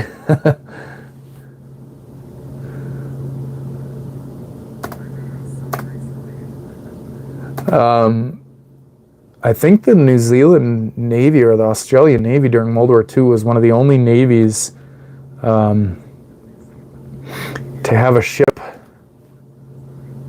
that like infiltrated some Nazi base or something and didn't sink. I can't remember. I'll have to find some information on it. But there was something that a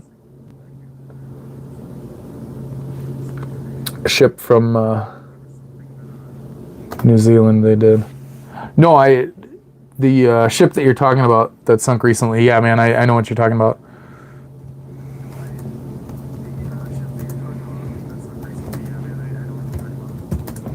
I saw that on the news. Or what news I do watch.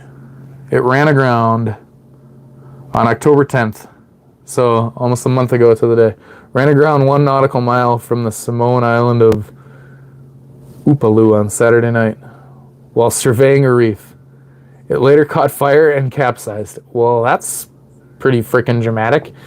Goes from running aground to bursting into flames to capsizing.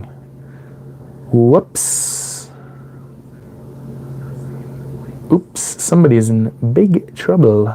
Somebody's gonna be losing their job.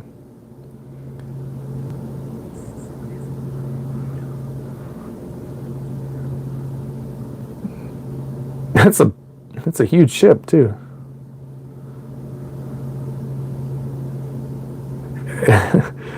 I don't know if I can say this, but they were criticizing because the captain was female, and they are saying that her gender was to blame for the sinking of one of the nation's naval ships. Ooh, spicy, spicy, spicy. There's our 500 million. Yeah, I mean, yeah, sinking a expensive ass naval warship. Whoops. All 75 people on board were evacuated onto lifeboats and rescued early Sunday. Oops. Somebody foobarred that up big time. That's gonna be a hard one to live down.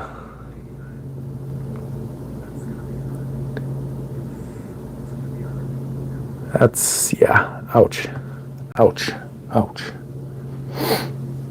Cooper, what brand is your microwave? I think it's probably Samsung. I don't know.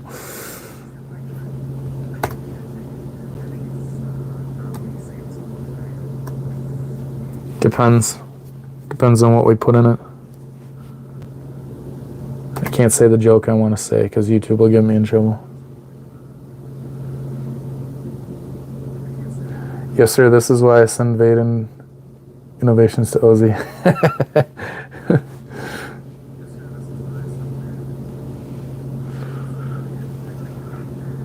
Bodega, make sure you stop by next time. I have quite thoroughly enjoyed your commentary. You're a cool dude. Thanks for stopping by, man. Me personally, I like Galans. What the heck? What do you, what? Oh, Galan, like the brand. Oh, okay. Oh, Walmart brand microwave. We got a video, we shot at a microwave in one of our videos, and it still worked. We put a whole bunch of bullet holes through it. We had an old one laying around that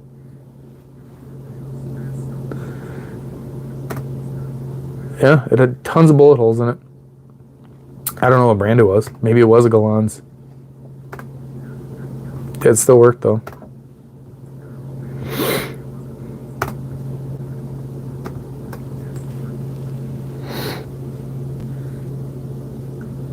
We are launching a shark suit with modified leg jets next year. So funny that you say that, because the U.S. Navy has something like that already. They also have the jetpack man.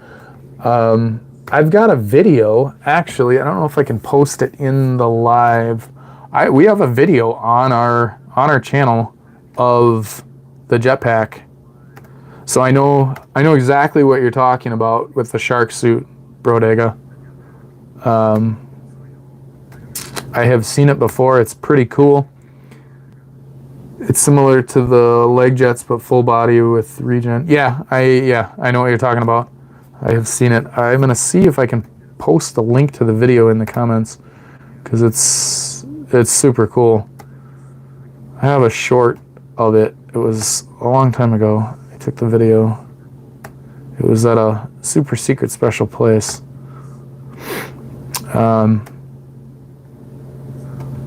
And a member of the U.S. Armed Forces was flying around with it. Pretty cool. I would imagine they can be quite dangerous, though. I don't know. I have my thoughts. With an aircraft, you have a glide ratio. With that, you freaking fall out of the sky.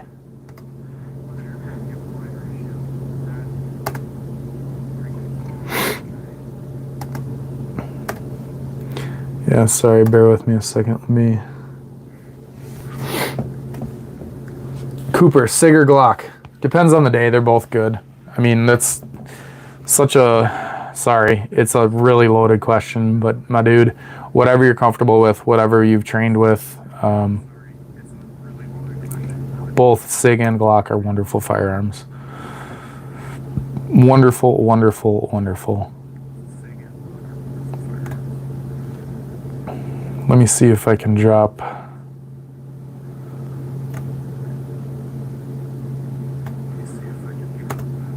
I'll try and drop the video of this dude flying with his jetpack, because it's kind of cool.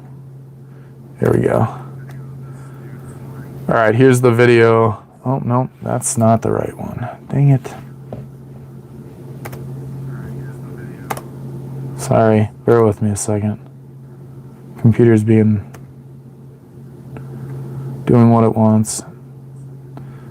This video right here. We need to...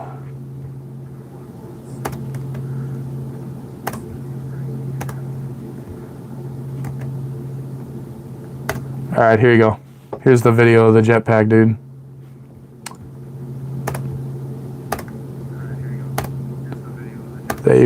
This is similar to what you were talking about.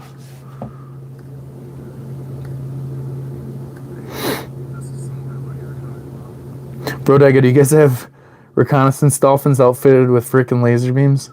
No, but the U.S. Department of Defense does. Can I get RPJ? Or do you mean RPK? Depends. No, we have turns cuddling your missus. She makes dolphin noises. No cuddling with the dolphins, please.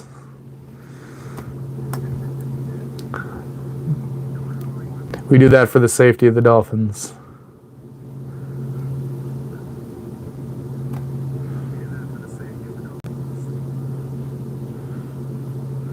We don't need the dolphins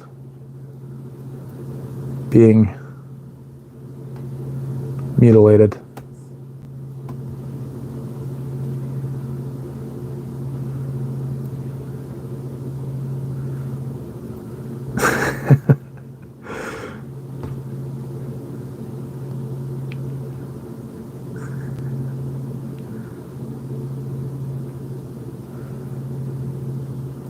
Instinct riddle. No, we can't talk about that. I'll get in trouble. Cooper, yes, of course I go hunting. Not a ton, but I try to whenever I can. Are you familiar with regeneration tech and drones? Yes, I know what you're talking about. However, it's very complicated. But yes, I know what you mean. I know what you're talking about.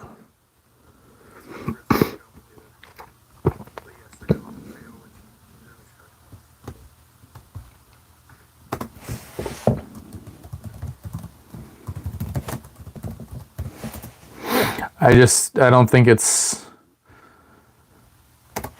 quite there yet.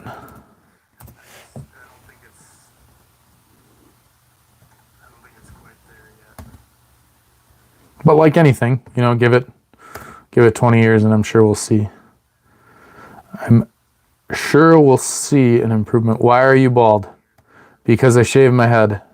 Because it's hot. And I'm warm all the time. So therefore, not having hair on my head allows me to be a lot cooler temperature-wise because you lose a majority of your heat from your body through your head. Perk Snipe, what sights do you like? Red dots. I'm real fond of the whole red dot revolution, my man. But otherwise, anything tritium, iron. Yeah, nothing wrong with iron because they're always gonna be there.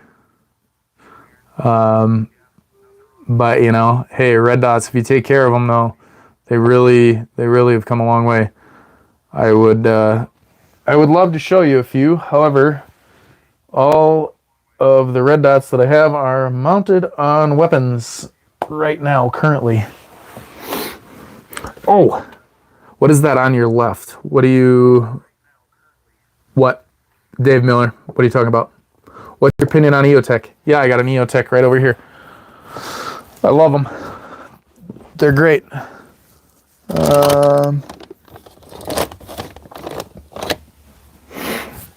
I don't know where it went, but yeah, we got an EOTech in here somewhere.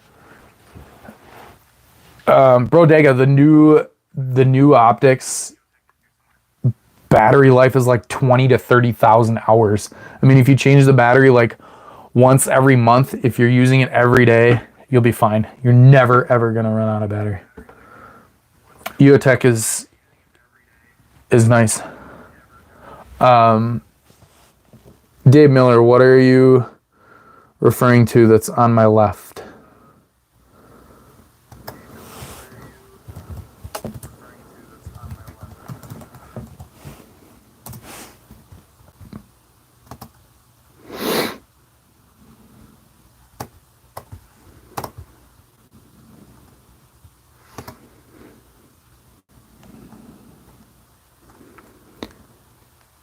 Thug and GT, no, not right now. We don't have an ARP right now. We've had a couple of them in the shop, but I don't have one right now. Please, SAR, do not redeem. Wait, use the gun. Yeah, I wish I could, but I can't. If I physically pick up a firearm in a live feed, YouTube has a AI algorithm that if I pick up a firearm and show it to you, they will shut down the live feed. Yeah, I know you never got to change irons. However, you can have irons get bent, knocked, bumped, moved. I mean, anything's possible, dude. Anything is possible. Oh, I know what I was going to show you guys.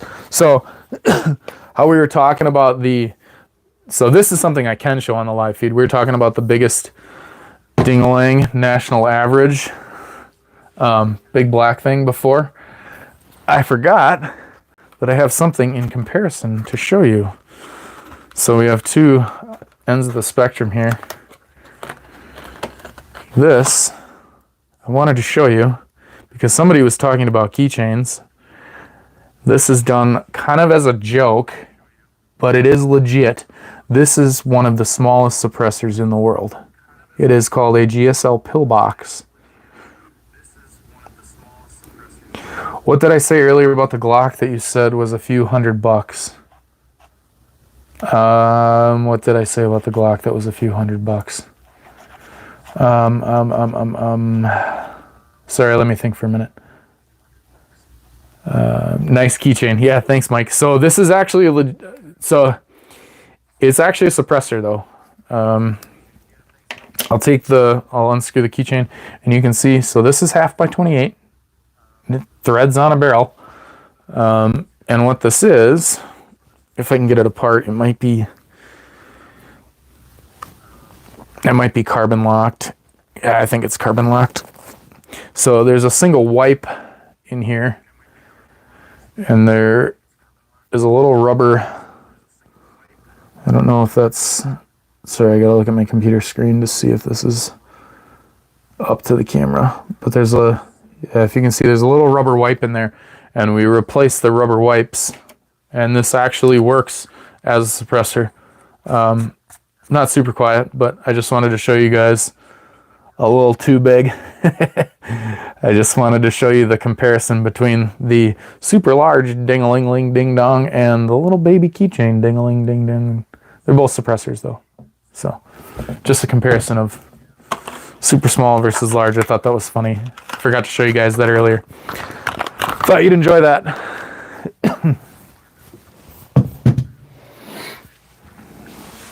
Flash guard, yeah, it's more of a flash suppressor. I mean, it works as a suppressor with 22 long rifle with a wipe. However, shooting through those wipes, a wipe is a little rubber diaphragm that you shoot through. It's sacrificial that goes inside the suppressor that gets destroyed. But it significantly impacts the velocity of the round. Now that is average. Yes, that is very average. That's average size. Instinct riddle, yes, I hunt on occasion. I am very busy, but I try to hunt as much as I can. I enjoy it. I think it's pretty big. Yeah, it's big. It all depends. Are you able to review a Mark V adder crossbow? I can try. I don't do a lot of crossbow stuff. We're more bodega. We're more guns, just because of all the licenses that we got. But yeah, I'm not gonna say no. It's something that we're definitely open to down the road. A little too big, a good rolling pin. Yeah, I mean, it would take you a while it would take you a long time with this as a rolling pin versus this. I mean, this is like legitimately the size of an actual fucking rolling pin. This is, yeah. It'd take you a while. Excuse me. Cooper, does size matter in suppressors? Yes, big time. I'm going to do a live feed about suppressors sometime. Yes, suppressors are all about volume. So anytime you fire a round, there's a huge gas charge behind that round, and all suppressors do is capture that gas and dissipate it at a slower rate to lessen your sound. I'll do a video on it some other time, because I could be here all night long talking about suppressors. There's so much information and so much stuff that goes into suppressors. But yes, size is extremely important when it comes to suppressors. It's how you use it. Yeah, Mike, it is to some extent, yeah. A&J Tactical, where you get an Uzi? A&J Tactical, we got an Uzi magically. We have many licenses. This one happens to be a fully automatic Uzi. I can't pick it up and show you, but yeah, we got lots of stuff. So feel free, come on by, check out a couple of our videos. I think you'd like them. It's an 80-pound repeater crossbow. Yeah, I can. If a person has thermal, you're munted. What, I don't know what munted means. But yeah, thermal and IR. We got a lot of IR stuff. Thermal's just so expensive. Yeah, YouTube, it's Airsoft, not real. Yeah, it's Airsoft. Yeah, Airsoft. Just like, yeah, it's Airsoft. Airsoft.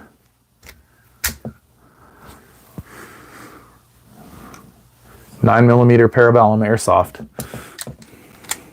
They move at a little bit higher of a velocity though. I like the Chris Vector mag. Yeah, me too, dude. Me too. Chris Vector shit's just expensive. Munted is Kiwi slang for screwed. Oh, okay. Why are you screwed if somebody has thermal? Thermal's amazing. Oh, are you talking the other person's screwed if you have thermal? Yeah, it's Mr. Agent Smith. Yeah, we have like 3 of them.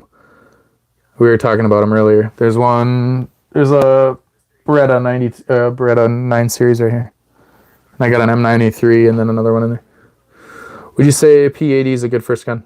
Yeah, there's nothing wrong with a P80. Nothing at all. Nothing at all.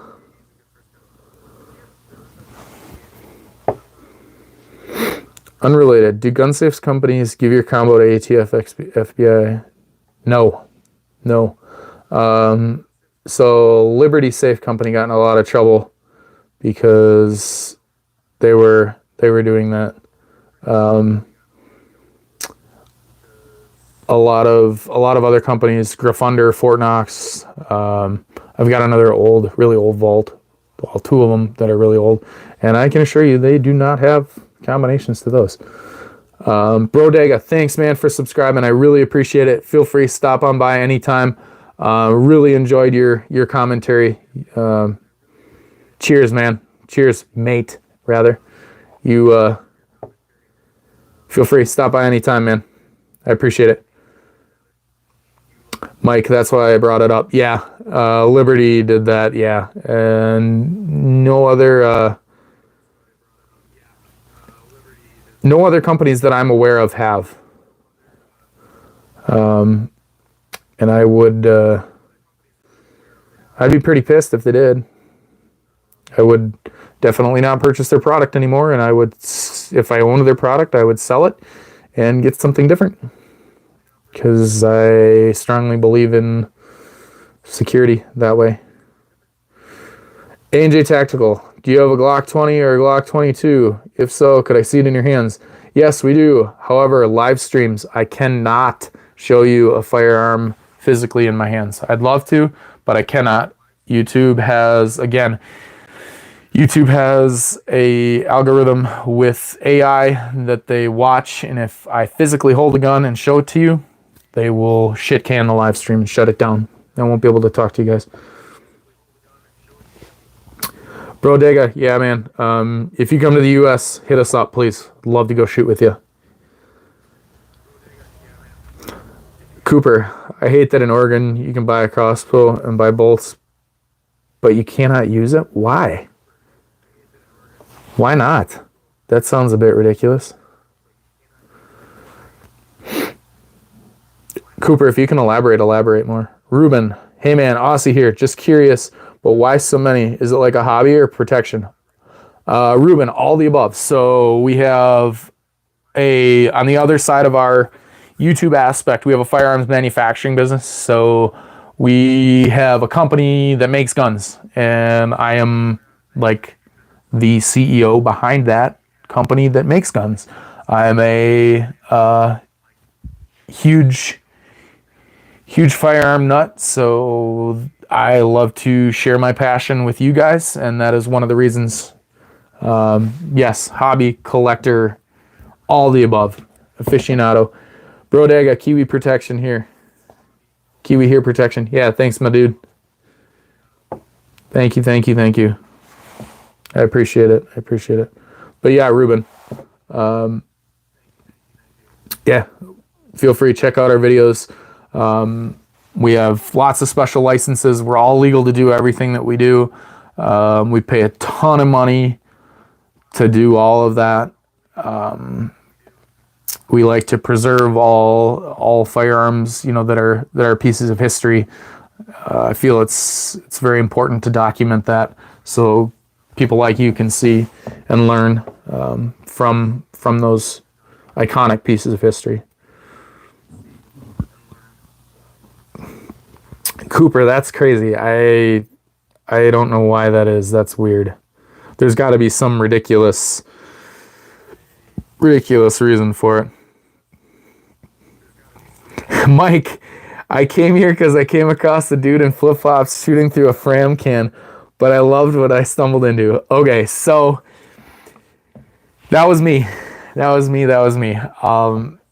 We did that just to feed to the YouTube algorithm. Took our MP5K, and because I have all the licenses to do it, and our LLC has all the licenses to do it, we made a Fram oil filter suppressor, okay? I put it on there, and I put up our gimbal in the middle of the woods. There's nobody around. I'm the only one there, and it was hot as shit out that day, okay?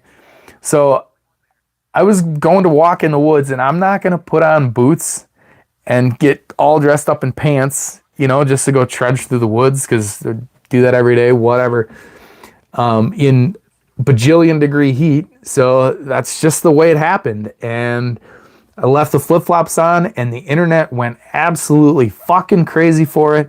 And we just kind of rolled with it. I said, you know what? This is stupid. This is ridiculous. And that's just the way it went, my man. It's just the way it went. We shot at the camera, and everybody lost their shit. That video has got like 8.5 million views right now, and it's only been out like a couple months. So yeah, I mean, it's all in good fun. Everything was safe.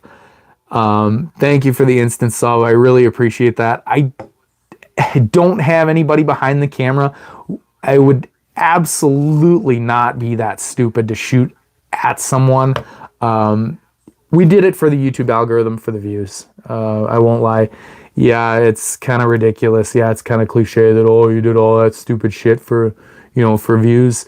I mean, isn't that really what YouTube is all about? Yeah, it's kind of dumb, but I hate to say that, but hey, it really worked. I mean, the 8.5 million people would say so. So yeah, I'll make sure to do some more videos in flip-flops. I prefer to call them Jerusalem cruisers, though. Ruben, we'll be doing firearms are cool. Aussie laws are just real strict. Oh, I'm well aware Aussie laws are ridiculous. I am sorry. They're dumb. Man, I have a dark question. Is it okay to ask? Yeah, bro, Digga, go for it. As long as it's not going to get us, like, in trouble with YouTube, I don't care. Fucking GT, I just subscribed. I'll watch your videos tomorrow. Good night, and keep up the good work. Thanks, dude. I appreciate the sub. Thank you. Thank you. Thank you. Thank you. Legend. Instant sub. I could tell it was one of those camera tricky. Yeah. Yeah. I've got it on a gimbal right now. It's a DJI gimbal. They're pretty cool. You can use the DJI app, and it'll follow you all around and do all the motion. Yeah, you can tell. If you work with cameras, you'll know. You can look at how you can tell it's motorized. It's not a clean, like, human motion. You know, a human would be slow and methodical. This is like a very motorized. You can tell if you look close in the video. But people lost their shit about that, and I thought it was funny. I was just out having fun. I'm just shooting guns. That's all I wanted to do.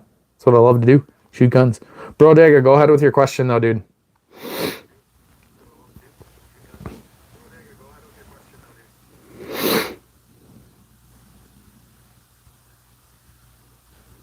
Why was a couple from New Zealand and a woman was robbed and killed? She was only in the United States for 3 days max. I have no idea, my man. There's all sorts of weird shit that goes on in the world. I don't know. I will tell you the United States is a very safe place, relatively speaking. I mean, there's a couple nuances to that. I mean, if you go like the south side of Chicago, there's lots of gangs. But, you know, a majority of the United States is very, very safe. The media kind of takes shit and runs with it and just, you know, oh my God, makes a huge deal out of nothing. Considering the amount of people, you know, statistically speaking, it's fairly safe. I don't know why they would have been killed and robbed and only there for 3 days. Maybe they were targeted. Anything's possible. Maybe they were in the wrong place at the wrong time. I mean, there's, you know, there's a million different possibilities, 1,000,001. Maybe, you know, maybe they knew something we didn't, and maybe they had a, you know, maybe it was an inside job. Who knows? I don't know. I can't tell you, my man. I wish I knew, but I can't. I don't know. I'll look it up though.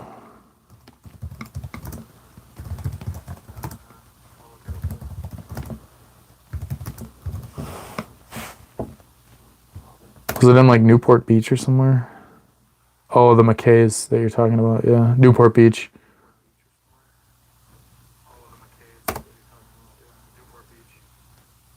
I don't know what the whole story.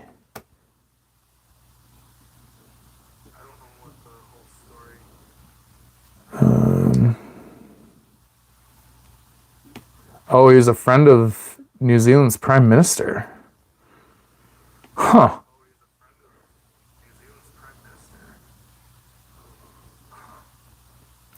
I would say that there's probably more to the story. I'll have to look into this. This is, yeah, just scratching the surface. It looks a little suspicious. Maybe he pissed somebody off somewhere along the way. Maybe there's some money involved.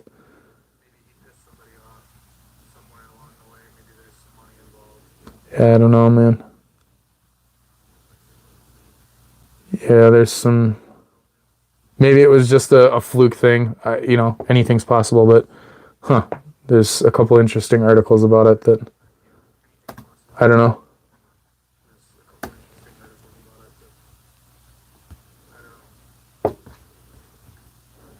I think they got the... Yeah, it looks like they got the guys. And they were charged with murder. So they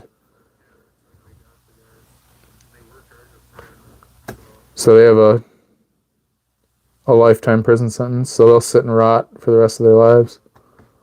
So, I mean, if that's justice enough. She was my auntie. Oh, I'm sorry, man. I'm really sorry. She was shot and run over in LA, but it's mental. Yeah, I'm really sorry. Yeah, LA is crazy. So it's kind of funny though. I don't really want to tie this into politics, but LA is very anti-gun, and I'll let you do with that what you may. But LA has got some weird parts of it. LA is kind of one of those. Most of it, I've got family out near LA. Most of it's relatively safe, but yeah, there's some weird gang shit that goes on there too, just because it's a big city, and there's some cartel influence that comes up from Mexico. But yeah, bro, day guys, I'm sorry that she was a family member. That sucks, man. Yeah, Cooper, I don't know about LA being a safe city. It depends on where you are. Ruben, I dig the freedoms you guys have. Free healthcare is good, but liberties are better. Yeah, you know, I agree. I love my liberties. However, that free healthcare doesn't come without a cost. Look at your percentages of taxes that you guys got to pay. That money's got to come from somewhere. Bro, Dega, yeah, I'm really sorry. Anytime there's a loss of life, that's never fair. Mike, yeah, I hope that the concealed carry reciprocity goes through. That would be amazing. The national concealed carry, would be pretty cool, dude. I can't wait for that either. I travel every once in a while for work, and I always gotta, do I got a firearm on me? Do I got a firearm in my bag? You know, I gotta pull it out. I gotta leave it in my car or leave it wherever or check it in check baggage, which is a pain in the ass. I hate it. It'd be nice to just leave it on you and drive. Not have to worry about anything. Or even flying with it, putting it in your check baggage. You can't take it in your carry-on, but...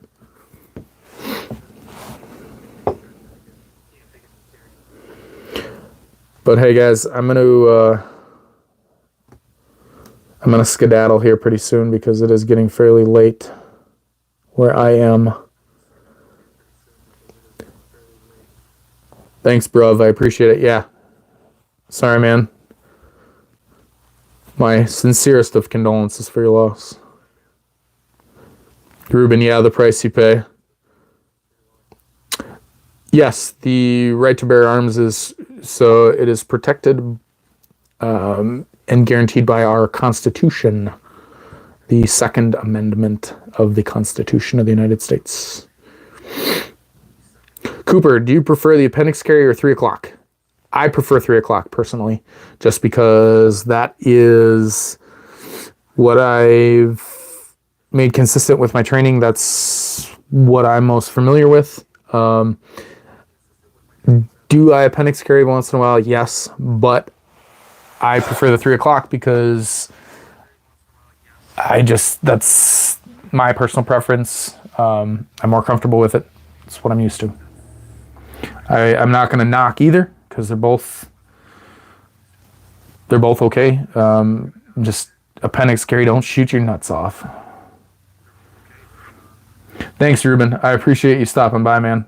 Please check back in. We got a lot of cool stuff coming up. Especially if you like firearms.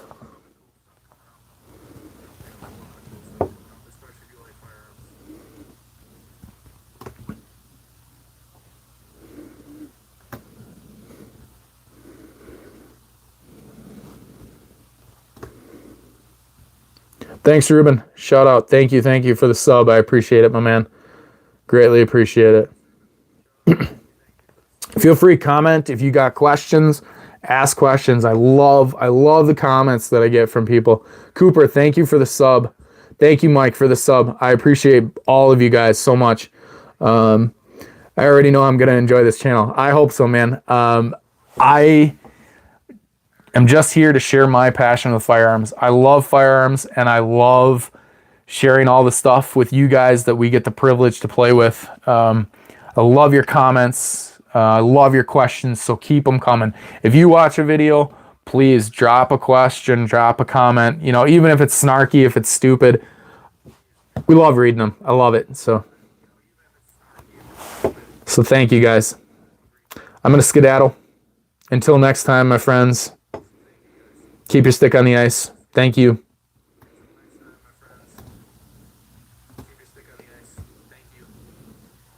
How often do you do lives? I try to do lives at least once a week, Mike. At least once a week, if not more. If not, we drop shorts, the little short videos pretty often. Usually if I get a cool gun, if I get a cool gun in the shop, we try and make a short or a video of it. So I got a couple of cool things coming up.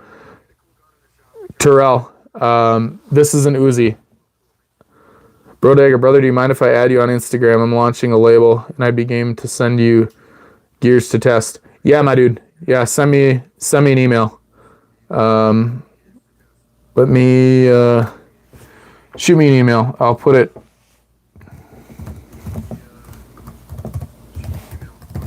I'll put a burner. I'm going to put a burner email in the comments.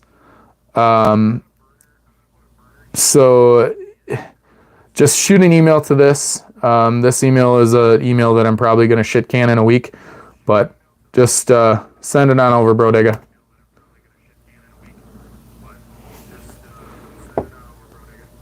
Thanks, dude. Thanks, guys.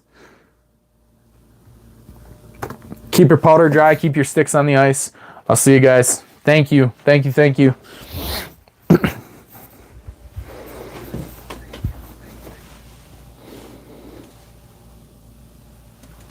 Good night, my man. Good night.